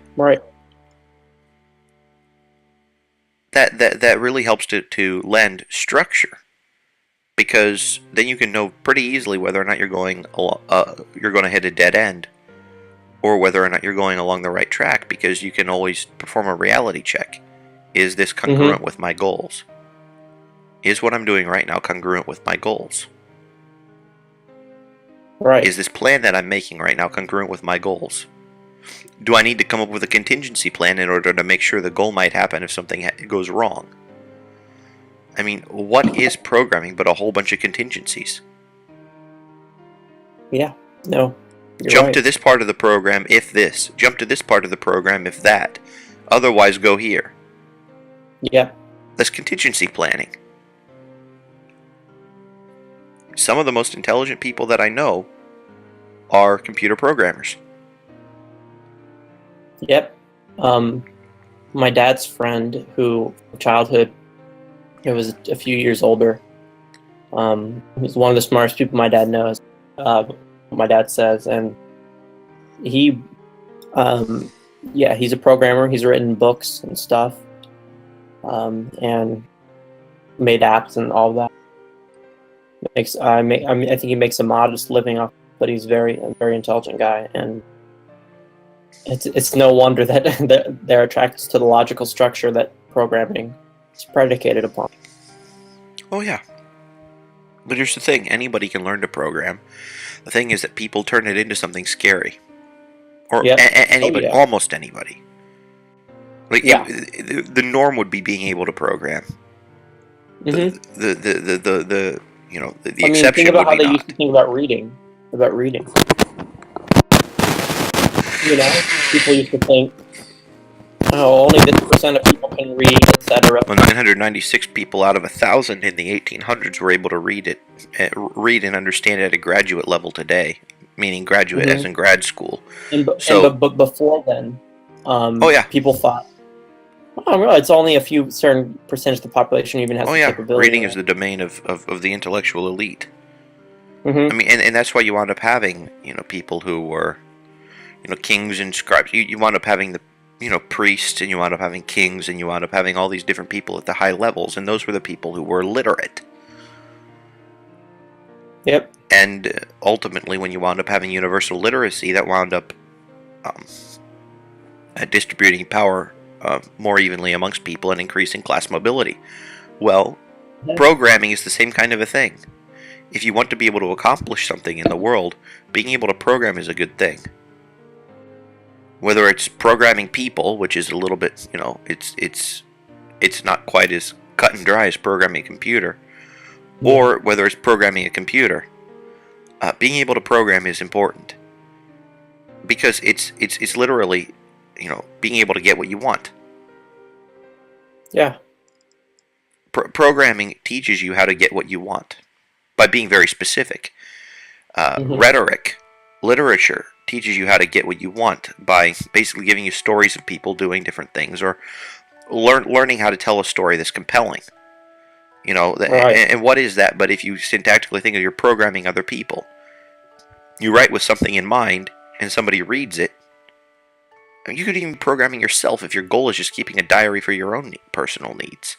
You write something. Yeah. You have an idea in mind, and the whole purpose of writing is to get your thoughts straightened out, or to influence Whatever. somebody. Right. Like, all of these communications are crucial, and they occur in all sorts of different realms. Does that mean that anything you can reduce anything to being a communications major? Probably. Does that mean that most communications majors know anything? No. I can communicate. I done can. What even is a communication? Darn Really? tootin'.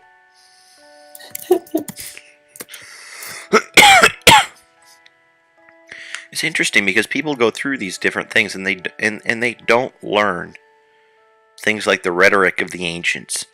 They don't learn how to program a computer. Like, I think that computer programming, like being, Yeah. Understanding basic neurobiology, understanding basic IT architecture.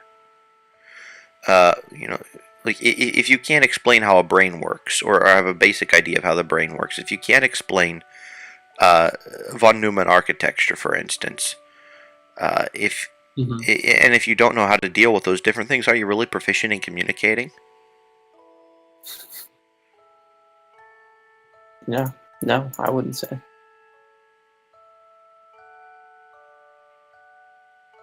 Or at least proficient in explaining how to communicate? There can be people that wind up getting it intuitively. Right. Just like there are people that can go, look at a computer or look at a circuit, figure out what's going to happen. Right. But still, if you want to be the most effective that you can possibly be, you're still going to have to learn how to articulate something at some point. Mm-hmm. Right. Exactly. And then the other question is, do people who engage in communications, or who have a communications major, is their goal actually communicating, or is their goal rehashing something in order to perpetuate homogeneity? Oh God, yeah. Well, another thing that needs to be emphasized, as well as learning to program, is learning how to write clearly and effectively. And of course, programming, that's another form of communication, right? But Mm-hmm. um, yeah, like I don't know. I was reading. My dad just showed me this. Some PhD student, there some project that, or some paper that they want to publish, and he got me. He's like, all right, yeah, Steven, just read through this and help me pick out what stuff that's wrong. And like, I mean, it was just like it was some horrible ass writing, like terrible. It was so garbage. And like, this is a PhD student, and well, my dad's like, oh well, he's a mining engineer. Expect, but he's a mining engineer. mining engineering PhD student, and it's not my dad's PhD student, but it's another one that maybe in my dad's class who was just, whatever, wanting some advice on this paper. And like it was like the math on it was wrong. The writing was like so incredibly obviously like chock full of redundancies and. So your dad was like, "This is not even worthy of Fluff. me. I'm going to outsource this to my son, who technically doesn't know anything." He's like, "Yeah, just look at it." And like, yeah, I've put some corrections on there, but there's a lot more that needs to be done. But I don't want to go through all. And he's like, there's sections where he's just like, rewrite it. Just it's not a correction. I've had this before. Someone wanted me to edit their essay, and I thought they wanted me to write the essay for them. And I was like, okay, sure, I want to see if I could win that scholarship, my essay. And they're like, no, I just want you to edit mine. And I was like, oh, okay.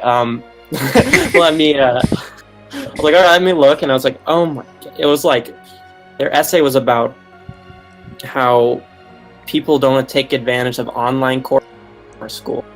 Like, oh, you could learn so much extra, like more school, basically, more structure, more school. Why aren't people in,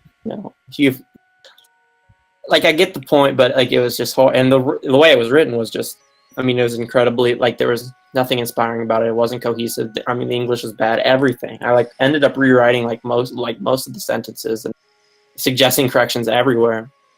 And yeah, like, and this was a smart person. I think they got into Emory. Yeah, they're going to Emory.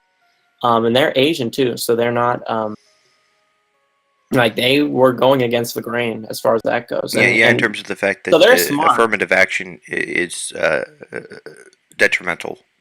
Right. This is a smart person too, not. There's but just like, completely hapless at writing. Yeah, just has never really learned to write and has obviously not been.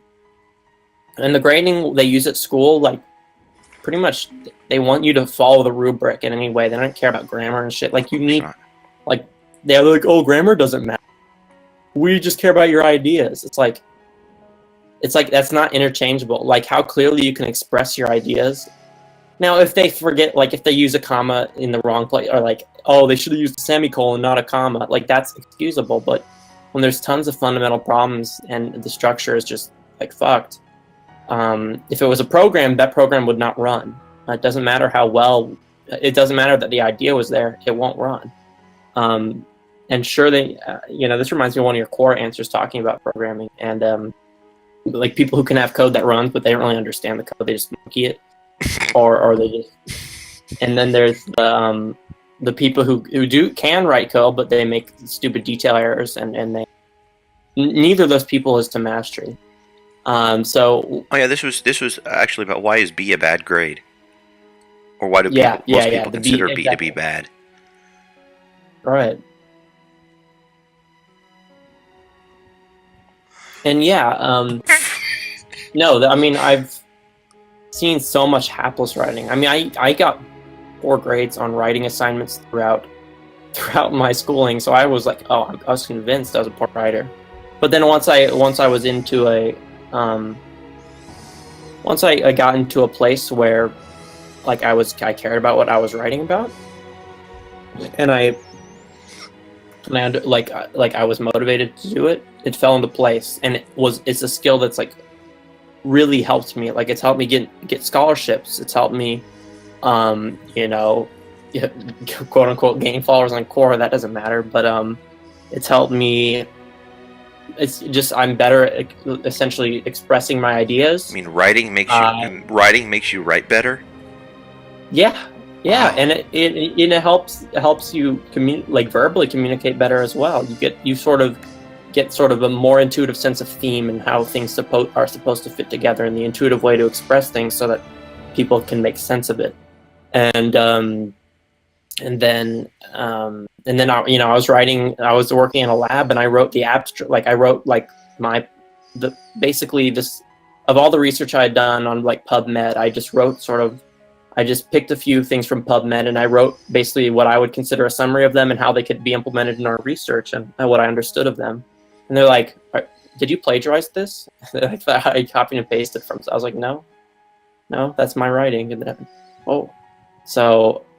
It helped there a lot. Like, it helped me help me, explain what was going on. And yeah, if you can't explain what's going on, and many jobs require you to be able to lucidly,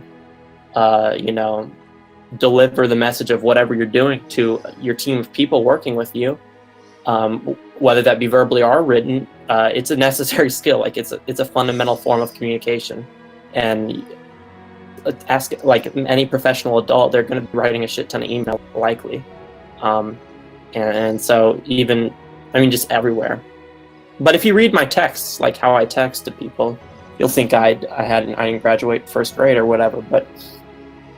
But yeah, my point is writing is as pointless as what I just said was. The writing portion, like that is a skill that is really like people like develop that skill. Practice writing about things you're interested in, and practice explaining things to people and stuff like that. It's like if you're a good writer, you're you're ahead of the curve essentially. Like right away. Yeah, if you're a good programmer, a good writer. Right away, no pun intended. Yeah. Programmers, they also need to technically be, for all practical purposes, they are good at writing a particular way. You cannot be imprecise in program. No. You cannot be imprecise in program. It's impossible to do that. Yeah. I mean, like, isn't there a joke?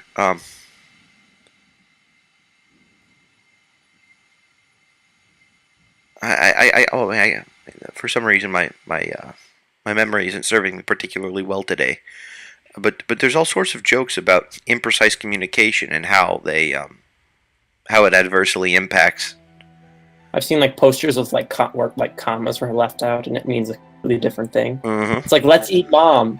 Yeah, like capitalization also matters. It's the difference between helping your uncle jack off a horse and. That's really.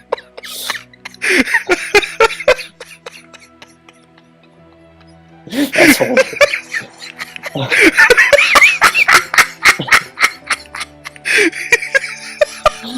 God. Guess who I heard that one from?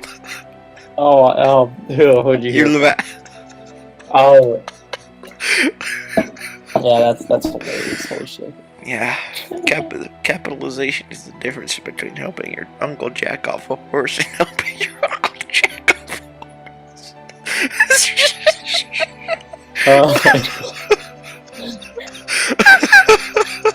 I'm wondering, was your reaction similar or greater than this the first time you heard it? It's about the same.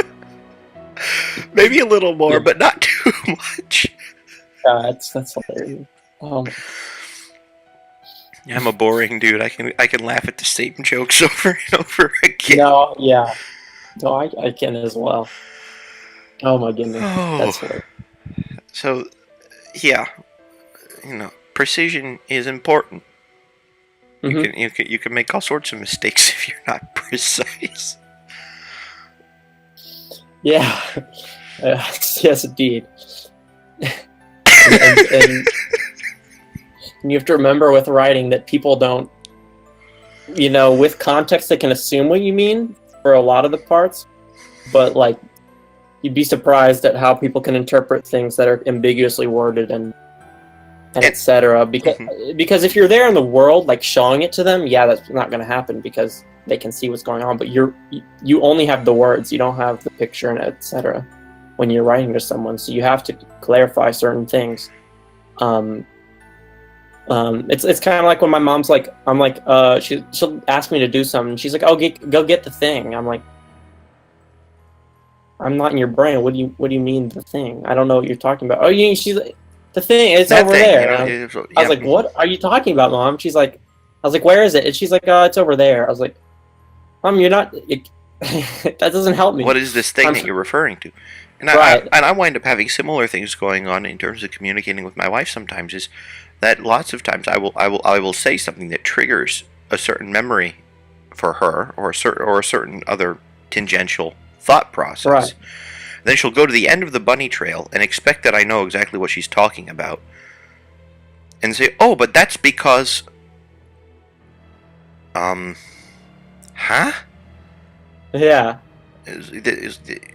Even though certain, like, I can understand if there's a logical flow to something. I can immediately get to the end. But if there is an illogical Right. flow that requires connecting things not on a logical level but on an emotional level, like X made me, hearing you say this made me feel this, which reminded me of this other time that I felt this, which reminded me of the fact that we need to get an extra piece of cheese from the store tomorrow. Yeah. And then Like, she says, well, just don't forget to get that from the store tomorrow. Huh? oh, she just says, "Don't forget to get that from the store." Where you're like, "What?" Exactly. I mean, that kind of a thing actually can occur, and, Yeah. and it's due to a failure in communication. Mm-hmm. I mean, if she, I mean, if she were to say, "Oh boy, this actually reminded me of how I felt here, and that reminded me of how I felt here, so please excuse the tangent, but before I forget, I need to mention we need to get an extra thing of cheese from the store." Right. Now back to what we were talking about before. Right. And that reminds me of when you're writing, write every single part of what you're writing with intent. Like every single part, down to the adjectives, down to the sentences. Put things in a certain order for a reason, etc. Like really, like real intent, and you'll find that your writing quality will improve drastically. Think about what you're supposed to be saying and what you should be, and you go with precision. Then you reread what you've written, and I need to change this, that, like fix it, edit, etc. But full of intent, and you'll have essentially the best writing. Like, Mm-hmm. Yeah. yeah, I found that writing something as precisely as possible, and then editing to make it as simple as possible, right, exactly. is often helpful. Otherwise, Kind of like making the correct fractions, and then basically, oh, like 35/7. That's precisely correct. But let's make it. 5. Um, Yeah. yeah, exactly. Yeah, exactly. That. And if you really want to be precise, you put 5 point. Yes, 5 point. Yes, exactly. No, actually, no. 5 is exactly, and then 5 point means. No, wait. I'm trying to think of how the significant figures work now. 5.0. Yeah. 5 is exactly 5. 5 point means 5 to one significant figure, so that could be anywhere from 4.5 to 5.499999999. Mm-hmm. Yeah. Right. Which is another thing that's actually important, is carrying significant figures in your calculations. Mm-hmm. But I think we're getting a little bit ahead of ourselves. In that we have, we've continued along this particular line for so long, talking about effective communication and the like, that if we're not careful, we'll eat into our time talking about econ and the free markets. Well, I think we can move over to that right now. Oh, really? I thought you'd never say that. So, rather than going and reading through chapter 10, I thought to ask you some questions.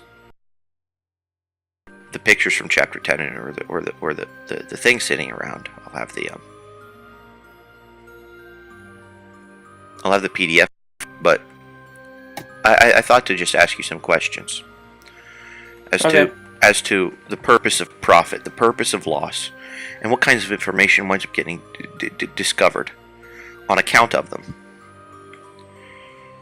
Mm-hmm. Like, is it okay? Let's say we have the situation where after a hurricane, prices go up. Yeah. Okay, so prices for fresh water or generators, if there's no price gouging, prices will go up. Right. Well, what does that mean? Means more people. What does that mean as something to be discovered? Without the price gouging, you're saying? Without the price gouging, just assume free market. What does Well, the it price means going up indicate? price going up indicates that that particular item is valued more than it previously was. And it also indicates that with a change, like with, like a derivative, with a change in price, like with an increase in price, there's room for more vendors to move into the market, likely. Like more people will want slow down, more. be precise. Okay. What happens to the demand curve? Which way does it move, left or right? So when price is going up, the demand is moving right. The demand curve is moving to the right. Yeah, exactly. So more people want it at a higher price, and the equilibrium point is higher and to the right. And essentially, that indicates that it has, per unit, the value is greater, and to the consumers. And what a general thing that with a price increase, usually more people will enter the market when something is more valuable. And the effect of people coming into the market will tend to works the other way, right? More people, when there's more people selling it and there's more of it being sold, it will sometimes put that price back down. Exactly. Well, and it works due to competition. Let's say that we deal with there was Hurricane Irma last year going up through, or was it earlier this year? I think it was last year going up through Florida, right? The huge hurricane. Something like I mean, it wasn't anywhere near as destructive as it could have been, but it was.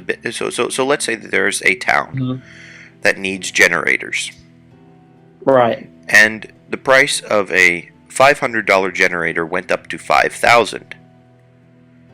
So let's say someone from, I don't know, nearby, reasonably close, someone from Georgia who sells generators at a normal price of $500 goes and realizes that, hey, I can go and sell my generators in Florida for $5,000.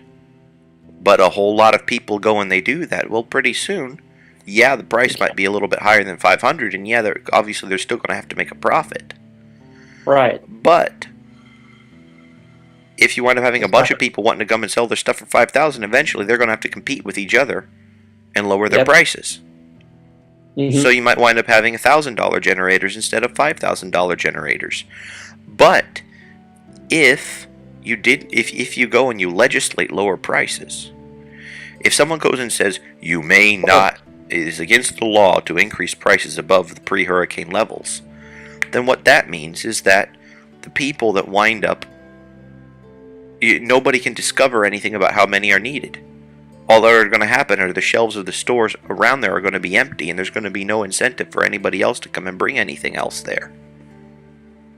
Right. There's no incentive. There's no information to be discovered. It's not like, oh boy, they need generators. Hurry up, let me go and bring some of mine, and I'll go sell them over there. Right. And imagine on the on the supply and demand curve, so the demand's the downward sloping, supplies up. Imagine the demand increasing, as in more people are demanding, but the supply is basically what competition and the price rising allows the supply to shift as well. Exactly. So basically, taking your upward or your downward sloping demand curve. Essentially, you're going up in demand, but the supply is not increasing. With the equilibrium point is staying the same, because why would exactly? But there's no motivation. What first winds up happening is the right shift of the demand curve driving prices up. Then you wind up shifting the supply curve to the right, driving the prices back down. So basically, this winds up happening. This kind of a thing winds up happening. Right, exactly. But essentially, what's happening when you allow the demand, because you can't control the demand, like the government's going, oh, don't drink water. But that's what they're doing, is controlling the supply. And so when the demand goes up, you'll see that as the demand goes up, increases, the supply is staying in the same place.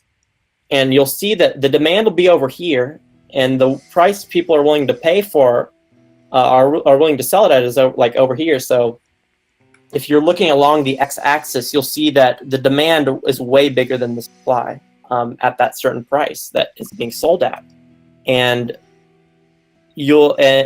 so that's a shortage. That means it's going to get bought out, and there's going to be a lot of people who want it but can't get it, and that's obviously not good. And that's exactly what happens with these sort of price controls.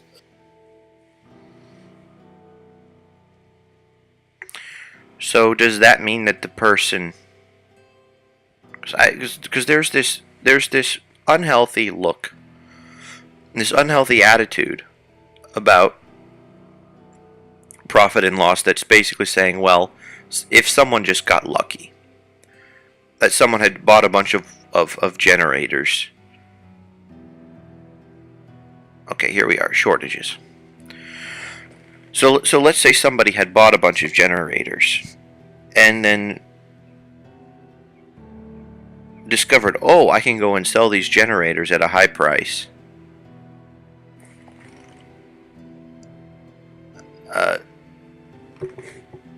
And completely lucked out. People get mad. Oh, well, the market supported him. Well, he wouldn't have been able to go and sell those if the prices wouldn't have gone up. So he was filling a need. Yeah. So here we are. We have the surplus. So basically, if you force there to be, where are we? There's a shortage. An example of rent control. If you go and you say that the maximum amount that one can pay for a generator is the same, but more people start needing a generator, what winds up occurring is you get to that point. You can see where it's labeled shortage. The point where the $400 a month rent curve, and let's say the $500 generator, hits the supply curve, will be the amount, the quantity of generators supplied. But the quantity demanded will be considerably greater. And the difference in between the quantity supplied and the quantity demanded will be the shortage. And the shortage will always happen. Always the shortage will happen if you go and say that prices cannot go up to a market level. In other words, there will be a bunch of things that could potentially be occurring that never occurs due to the fact that people think it's more fair to keep prices the same. Similarly, if you wind up having minimum prices for things, say minimum wages, then that will always involve there being a surplus in available supply. There will always be more people wanting a job than there will be jobs if the job pays more than the job is worth. Mm-hmm. These are basic definitions. And so things like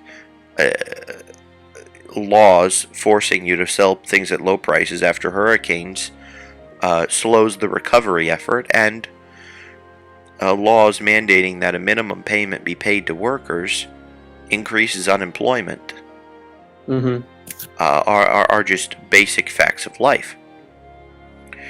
And they also prevent people from essentially learning what needs to happen in a real and tangible way. Or even worse, people can know people need a job, but I can't give someone a job doing something that I would like to have done because I have to do it on somebody else's terms rather than my own. Right. So going back to what this whole thing was about, chapter 10, it was what profit is, what loss is, and what it means. Your profit is the amount of value that you add. So if I sell if I pay $400 for a generator that I can sell for $5, I've given $100 of additional value in the market by selling my generator to the person who bought it. But if someone was willing to pay $5,000, I've given $4,600 of value because it was worth that extra amount. Mm-hmm. I've provided more in value.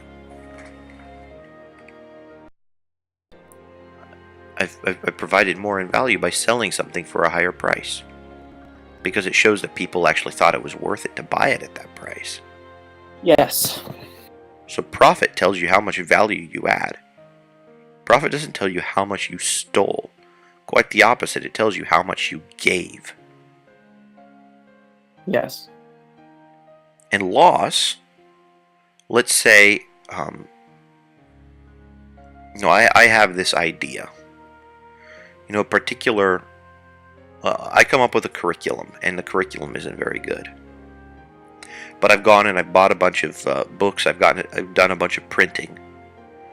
I've made 1,000. I've made 1,000 books that I want to sell, and I've spent, say, $10 a piece. So I've spent $10,000 on books that I can sell only for $8,000. I've lost $2,000. What does that mean? It means that if the publisher would have gone and published somebody else's stuff, it might have been better, right? Because I took away $2,000 worth of value. Like literally the stuff that I wrote isn't worth the paper it was printed on. Right. So it's an indicator to me that, hey, I better change what it is that I'm doing. It's a learning opportunity. So is profit a learning opportunity. Do more of this. Loss is a learning opportunity. Don't do this. And so profits and losses help people make decisions as to what it is that the market actually wants and needs, and what to bring to the market.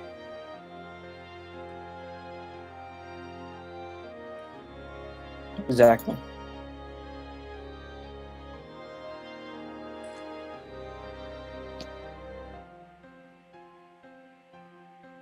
Really, I mean, it's just like prices are an indicator, so is your profit and loss.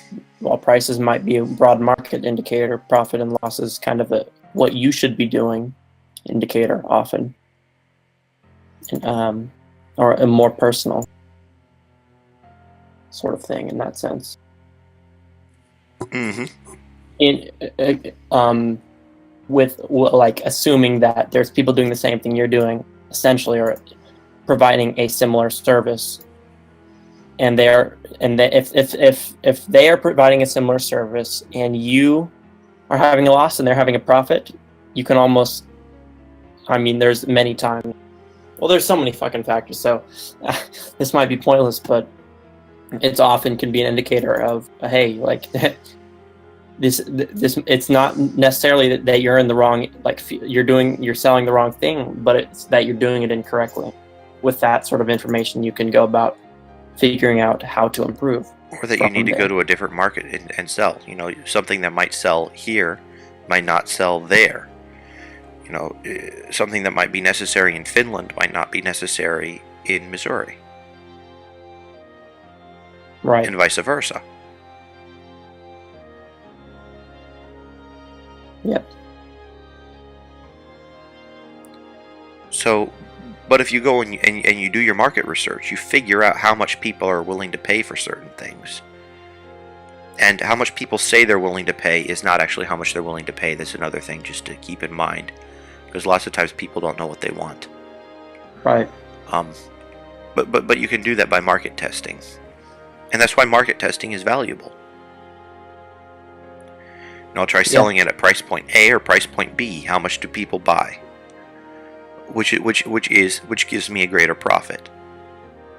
If I sell things at $10 or $20, well, I'll sell more of them at 10, but will I sell enough more to make up for, do I sell more than half of what I would have sold at 20 or not? Well, it lets me know whether I should sell at 10 or 20. Then it's like, okay, well, I got more of a profit at 20. Well, let's try 20 or 15. Oh, I got more of a profit at 15. Well, I guess I can modulate my price that way. Right. And then you look at the difference in profit between 10 and 15 and 15 and 20, and then go whichever direction. Well, I mean, if you already got better at, yeah, 10 and 15 and 15 and 20, yes. Yeah. Yeah, but you just keep on adding more data points, and obviously these data points are going to change over time as demand changes.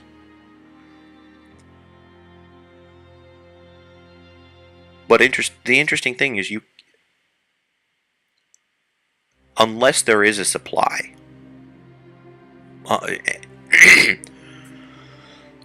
unless there is a supply at all, demand is pointless. But demand serves to create supply, in that people know that if someone actually will pay me for this, I will go out and make it.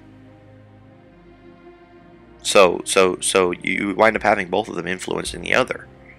And then, of course, the progress that a society makes, in terms of all the different innovations that occur, allow people to go and demand and supply different things that weren't even in existence before. Right. But the only reason you can do all the R&D is because you got profit in the first place. You can't do R&D from nothing. You need to have some semblance of resources from which to pool. Now, most of the resources are up here. But you still need to go and do something in order to make something tangible and give it real-world value. Yeah.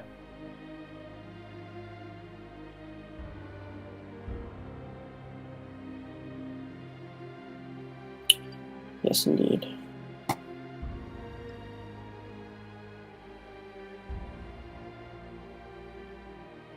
Is there more for us to read? Well, I mean, there's a whole thing to read, but the explanations aren't all that much more detailed than what it is that we were going over. I mean, I'll scroll through here to see if we missed something, but I think that we pretty much hit on all the important points. I mean, there are examples of someone who started a clothing business, discovery of the best known use of known resources, okay, which gives me a higher profit. That means that I'm using my resources the best. Creative destruction. So realizing that I'll make more of a profit selling new MacBooks than old MacBooks. Yeah, I might have made old MacBooks obsolete, but so what? Right. Why profit and loss are necessary for human advancement is because we don't know what fits into the future, and so we need to have some sort of an indicator, like the incident with a railroad. Do we go through the mountain or do we go around the mountain? Well, it depends on how much engineering cost. It depends on how much explosives cost. It depends on how much steel cost. It depends on how much labor costs. So you add up all these different things and then pick the cheapest one, and you realize that you've gone and made the most efficient decision on behalf of everybody just by increasing your own profits. And then also, having people go and try their ideas anyway. And you can't. Central planning doesn't work. Central planning will never work because you're dealing with the wisdom of one person as opposed to the wisdom of every single person that could ever conceivably want to use something. Mm-hmm. And well, this is the point that we forgot: market-based profit versus legal plunder.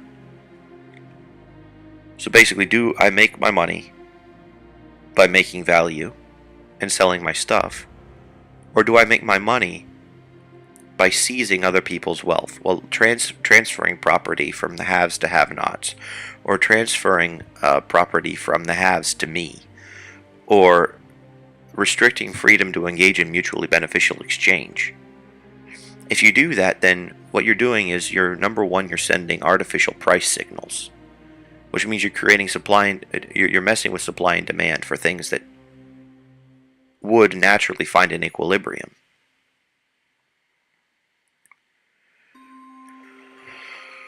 And in siphoning off the difference in the profits, or in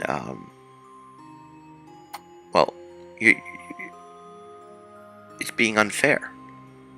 Right. It's simply unfair. It's simply wrong. You're doing things ultimately at the expense of other people, which means that's not, first off, it's not the free market. And people go and say, well, that's the inevitable consequence of capitalism. No, that's the inevitable consequence of big government. So having a big government going and saying, hey, I'm going to take away from you, that's not a nice thing.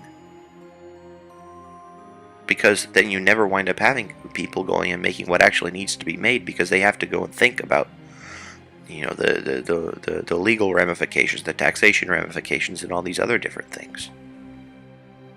Right. It says here, the crucial factor for distinguishing the good kind of profit from the bad is mutual consent of the parties involved. Such interactions occur by what German sociologist Franz Oppenheimer calls the economic means, free and voluntary exchange. In contrast to the economic means are what Oppenheimer calls the political means, of transferring goods without the consent of those concerned, taxing, restricting, granting monopolies, licensing, subsidizing, and the like. When political means are used, it's not necessary to get the consent of those one deals with. Those possessing government power simply compel others, often harming them thereby. We should endorse and celebrate profits that are earned in free markets, because they come from creating value for other people. We should condemn profits made through the political means, because they come from transferring rather than creating value, and they provide misleading signals about where human effort and other resources should be applied to help humanity flourish.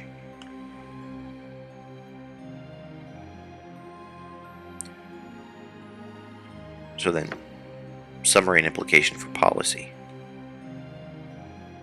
Society has no better gauge of the contribution an enterprise makes to the world than its profit or loss in an unhampered market. Its profitability is a kind of summary judgment that comprises the individual judgments of everyone concerned, in judging which enterprises should be tried out, which should expand, and which should close down. We have no better tool than entrepreneurial innovation and profit and loss selection in a free market.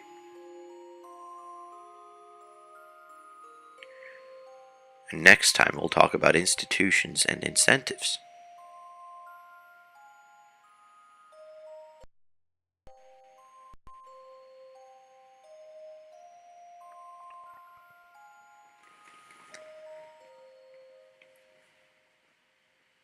And we got about 15 minutes left of streaming time. Yeah. So let me check the Twitch. No comments, so I wonder. Do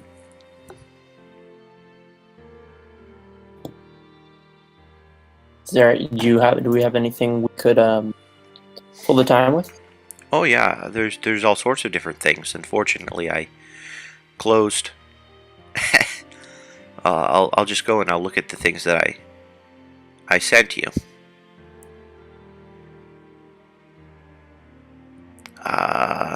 Anthony Kennedy retiring. That'll be a subject for another time. But we can look at the daily routine of John Adams. I sent that to you via WhatsApp. He woke before dawn, walked 5 miles at a time, and drank hard cider at breakfast.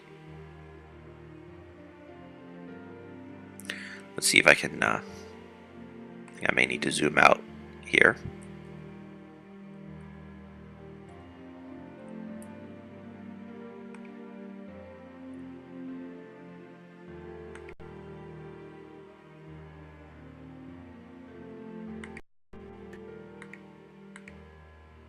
Okay, here we go. A look at the daily routine of John Adams, who woke before dawn, walked 5 miles at a time, and drank hard cider at breakfast. Screen. So he worked as a lawyer, colonial delegate, commissioner to France, and vice president before he rose to the presidency.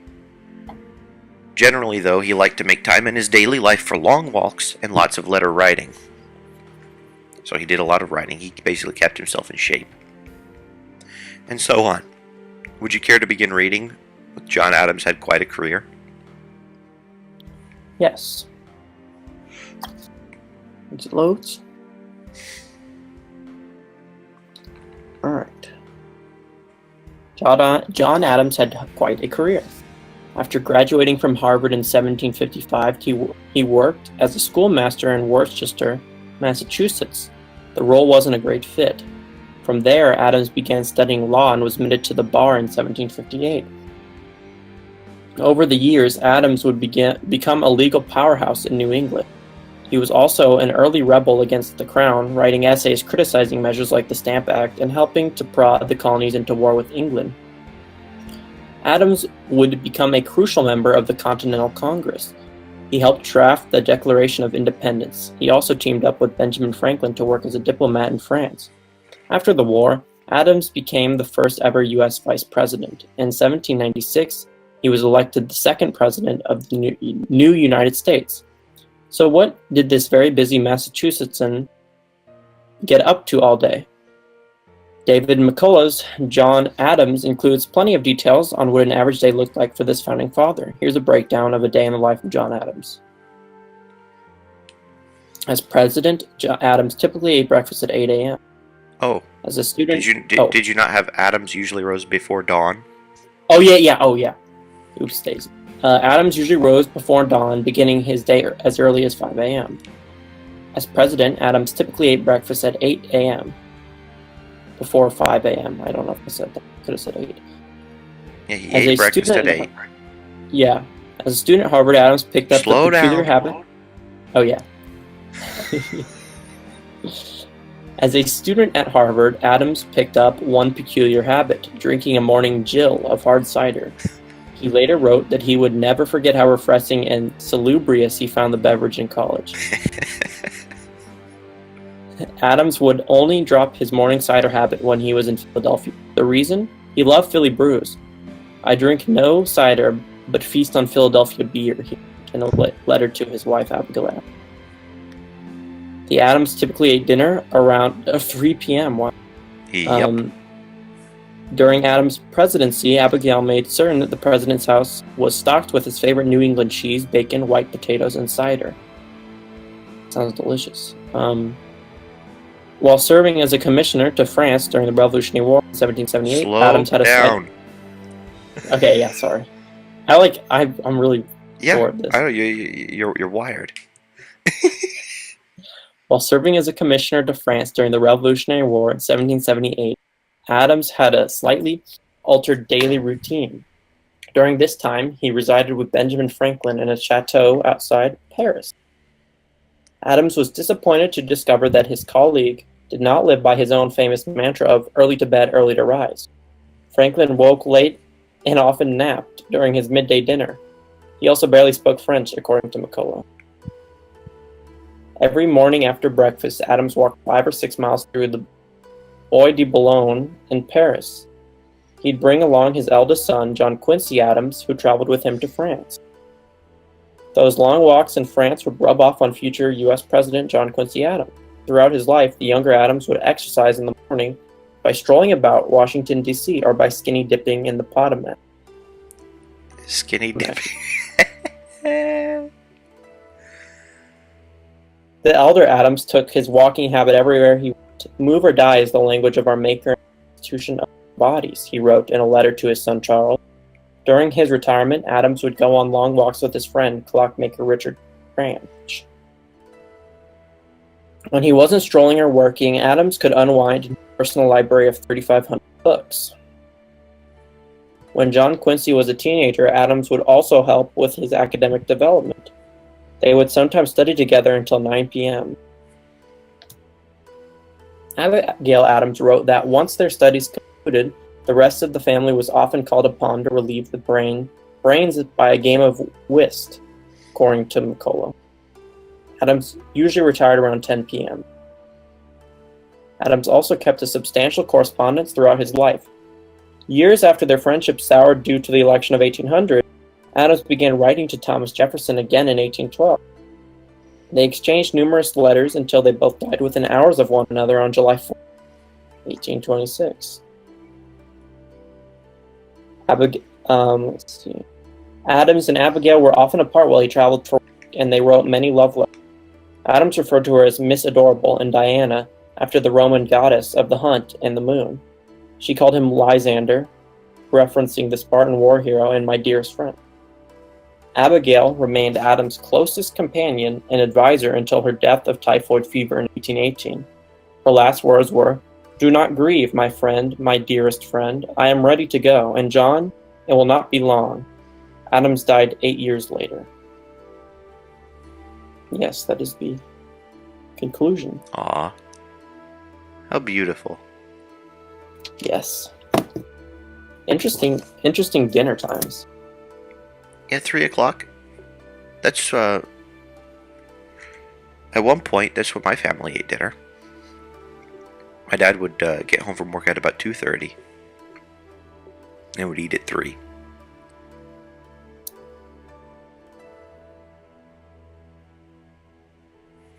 Interesting. I don't know that the actual timing of the dinner is that consequential. In fact, it's been established that the biggest thing is that there be a wide enough period of fasting throughout the course of the day in order that insulin resistance might not be, ruined. I can see, cheese, you say cheese and bacon. The potatoes, that might not be necessarily the best thing, but ultimately, if you're going on that long of walks and you're not inundating yourself with sugar, it should be fine.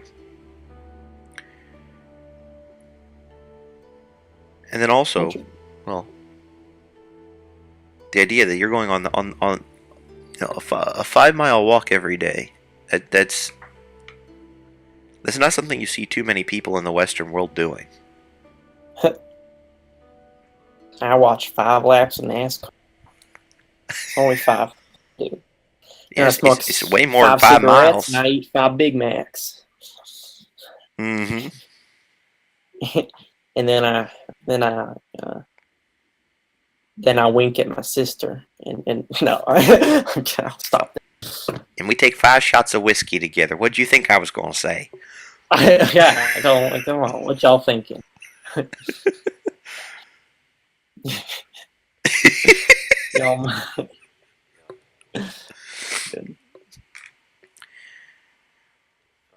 Yeah, well, anyhow, it's interesting to see a bit about the daily habits of people.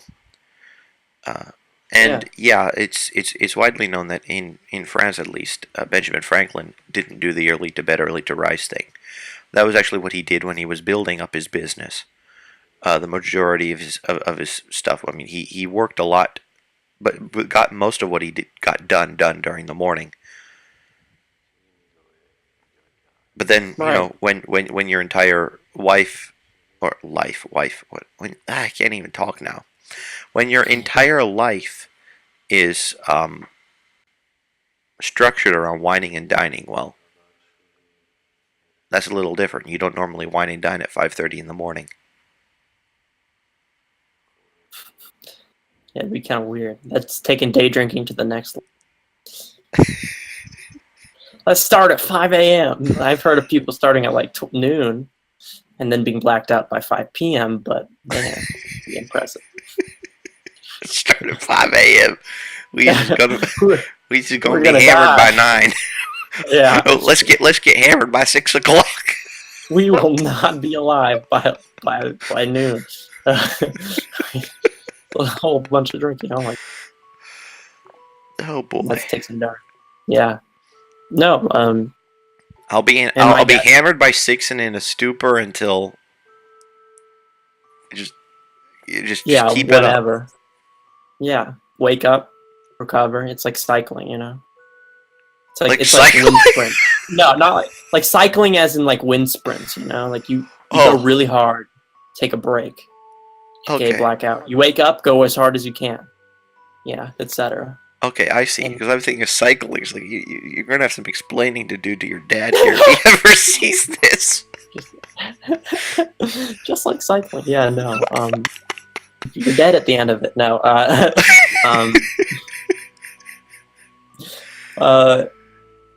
Yeah, no. My dad has some colleagues that like to wake up early because it's quiet in the morning, and it's like kind of calm, and they can get good work done and won't be interrupted by No one's going to be sending them emails, no phone calls, text, etc., notifications.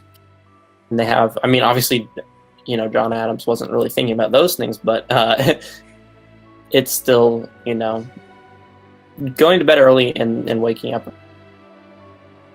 It's not a bad habit if your schedule can fit that. And well, especially waking up early. Going to bed early is a natural consequence of waking up early. Yeah. It always begins with the waking up. Mm-hmm. And I might make a suggestion, if I might, and of course I'm going to be the king of unsolicited advice here. But I'm thinking that you when you wind up going back to school would probably do very well if you got up early in the morning before anything happened and you were able to use that time to focus. I would wake up at the beginning of my class, take a shower, and then show up 10 minutes before. So that would do definitely. That would definitely help. It's like getting up at 4 or 5. I personally recommend 4:30.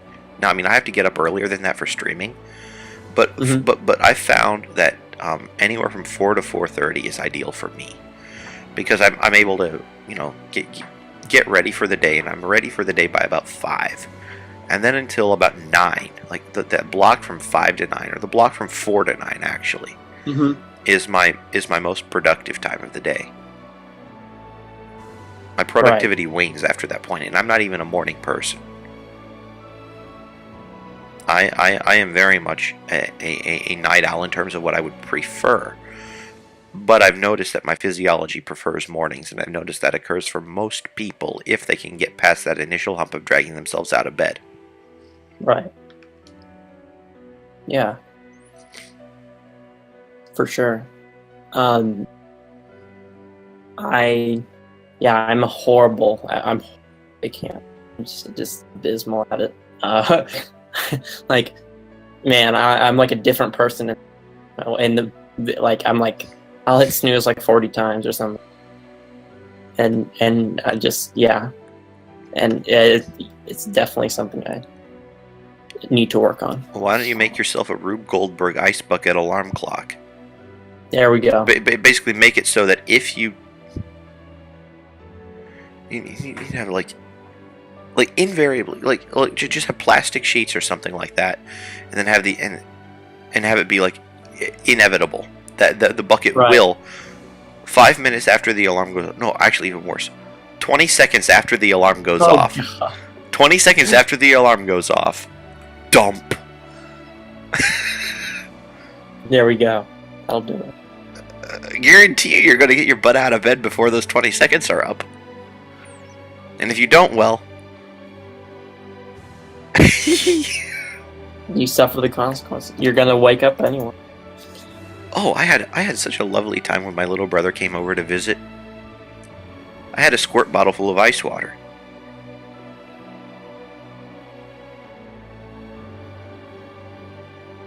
It was great. I mean, he wanted to sleep in and all these other lovely things, and well, as long as he can sleep through a squirt bottle full of ice water, I would have let him sleep in. But for some reason, he kept on waking up. Don't know why he chose to get up so early in the morning. Now that I have an apartment, or I'll be in an apartment, and I'll have my own room, I won't be like I couldn't wake up that early with my very easily. Like, we lived in a 300 square foot space together, so if my alarm is going off at like some crazy time and he doesn't want to get up, I don't want to be inconsiderate. But now I'll have my own room, so I can do stuff like that and not be, I don't have to worry about others. What time do you normally get up now? Depends. Recently, my sleep schedule has done this weird shifting thing that it likes to do, where I just basically get this like, where it's like I'm just switching time zones, like, so where I'll like go to bed at like 4 or 5 and then wake up at like 11. I'll just wake up at 11, and that has happened for like 5 days now. But generally, before then, I generally would get to bed from anywhere from 11 to 1 and wake up anywhere from 7 to 9. Okay. Something I've noticed that tends to help, and take it or leave it, is if you just go, 5 minutes back. Let's just say start at 11. 10:55, 10:50, 10:45, 10:40, And then just increment your 10:35, way. 10:30. Yeah, that's a good idea. And because it's so incremental, if you start it well before you actually need to, you'll be in the habit of getting up at 5 or 4 or whatever it is you decide that you're going to be at. Mm-hmm.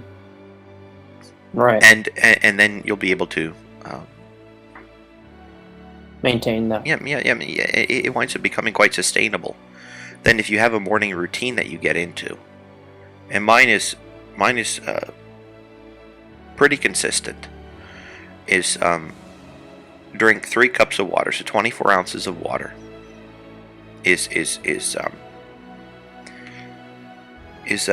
necessary. And because I brush my teeth at night before bed, I don't brush my teeth in the morning. Right. But get up, make my bed, drink my water, and get to doing whatever my list of things is for that day. Whatever it may be, I just get on it. Then after the coffee's done brewing, I pushed the button on the coffee or on the hot water thing. I already have the previous night. Either I or my wife will fill a French press up with coffee, so all you have to do is go dump, and there you have it. Yeah.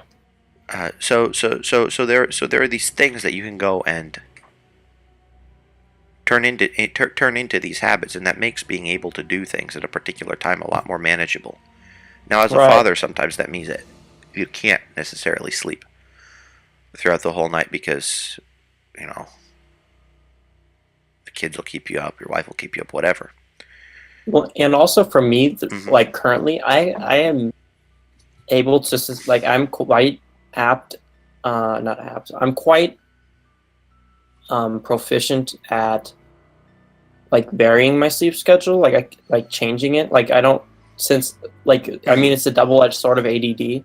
We're poor at keeping habits and like etc. But we're also that means that we can also change them quicker.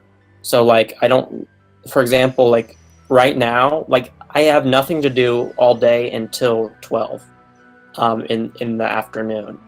So, and I like the hours of the night. I like the quiet. And I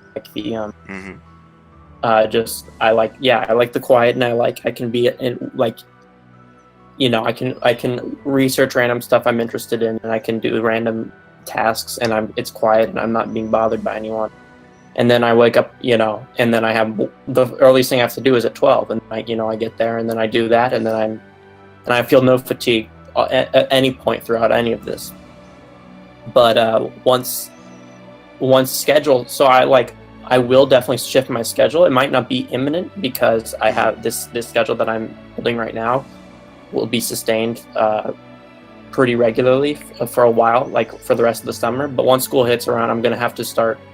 I'm gonna have to go back and go back to having normal hours of sleep. And so yeah, I think that's also something important in sleep is like to do what works for you, and have your sleep schedule vary around what you're doing.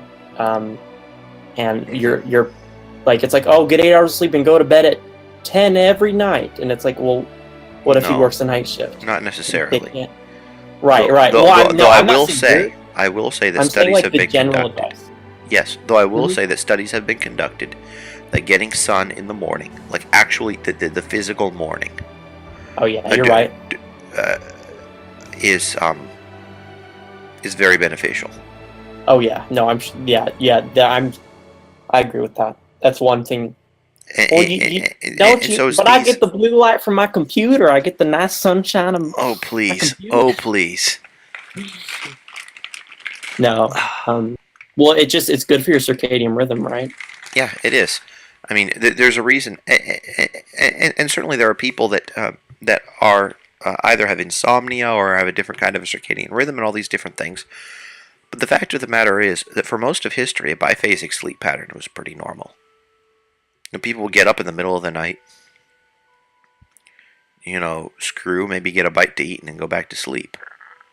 Right. I mean, that was a normal thing. Some people would go, they would study. Right. Waking up in the middle of the night is not a weird thing. Um, Right. and like enjoying those quiet hours of the night. Like if you go to bed, so you go to bed at 6 or 9 or something, sleep for 3 hours, get up and do something, and you go back to sleep and then get up again at another time in the morning. That's perfectly fine. Yeah. There's nothing weird about that. The only thing Right. that's weird is that people say that it's weird. But Yeah. there's No, nothing that's that what I was says you talking need to about. get 8 hours. For That's what I was referring to is yeah, the 8 hour block, get to bed early, etc. Like that, just that get advice, up that early the is cliche kind of advice a that you good hear. wise thing to do. But other than that, figure other things out. You can take an afternoon nap. It's not going to kill Right. you. Right. You could sleep in 3 3 hour time segments. You get more sleep than other people, and you wind up getting that freshness of getting up out of bed 3 times, and you don't Hmm. wind up getting as fatigued. Right. It all really depends because your best sleep is at the very beginning of your sleep, and then your sleep quality, or at least we'll just say sleep quality goes down as you increase the number of sleep cycles. Right. So you get 2 sleep cycles and then work, and then 2 sleep cycles and then work, and then 2 sleep cycles and then work, Yeah, or that sounds whatever right. it is that you do. That can work. Yeah, and yeah, interestingly, there and well, not that's kind of my generic Well, segue as I'm I just going kind to of let you know that we'll listen to what you say is interesting, and then after and that then go we'll end the stream. end Okay. the stream because we're already at 8 minutes Yeah, over. So because whatever it is, you got your there's piece. those people who only need 4 hours genetically. I think that's a cool trait to have. You have is that you? You're lucky, man. My dad's similar. I think he only sleeps. I think he probably needs more, but he usually sleeps 4 to 5 hours, and Yeah, that's 3 ain't enough, but usually 4.5 to 6 is more than enough to be able to yeah. do on a consistent basis. Right. Yeah, and I find if I sleep 8 hours consistently, my mind goes to poo. I lose a lot of my mental edge. I feel like comfortable and like Stephen Landy, but but like I lose my mental edge, and I don't feel as alert or crisp and etc. when I sleep. So yeah, like I've tried like the 8 hour, like it doesn't work for me really. Like I did it consistently for over 2 weeks, and I just felt like just dull, basically. Well, it can easily do that, and I've noticed that drinking 3 cups of water, and then slightly, and then way after you wind up actually waking up having your coffee, Mm-hmm. if you need coffee or if you want coffee, I've noticed those things kind of help. But yeah, it very much is a very personal thing. But there are Right, some of course. principles that do tend to work for many people. Yeah. Get morning sunlight, get your butt out of bed early, and then let everything else kind of fall where it does. Mm-hmm. Like, let's say you work Right. all right, third shift is the worst for a proper sleep schedule. Unless, of course, you decide, okay, I'm just going to stay up after my shift and then go to bed crazy early. That's doable. But second shift is interesting because you can go get back home, have like 3 or 4.5 hours of sleep, have your morning, then like eat lunch, sleep, and then go to work. Right. Like you can go and take a siesta, and that ameliorates a second shift. Yeah. But it involves an awful lot of knowing what it is that you're trying to get out of life and trying to get a consistent schedule. With an Right. inconsistent For sure. schedule, that makes it difficult. Or at least it makes Yeah. it less healthy than it would be if you had a consistent schedule. Yes. But on that note, Yeah. yeah, take care of yourself. Speaking of consistent schedules, we're 11 minutes over. Yeah, speaking of consistent schedules, I'm not demonstrating the discipline. I'm quitting the stream too late. Well, anyhow, thank you, Stephen, for joining in on this stream. It was Yeah. It was a fun one. definitely useful. I'm very glad that you brought up that particular piece on the SB5 test, and Yeah. Look forward to seeing all of you again on Sunday at 2 p.m. Eastern Time. And don't expect me to go and convert it into all the time zones. You know where you live. And you know what time it is at that point. So look forward to seeing you then, or in terms of being able to watch it as a video later. Bye.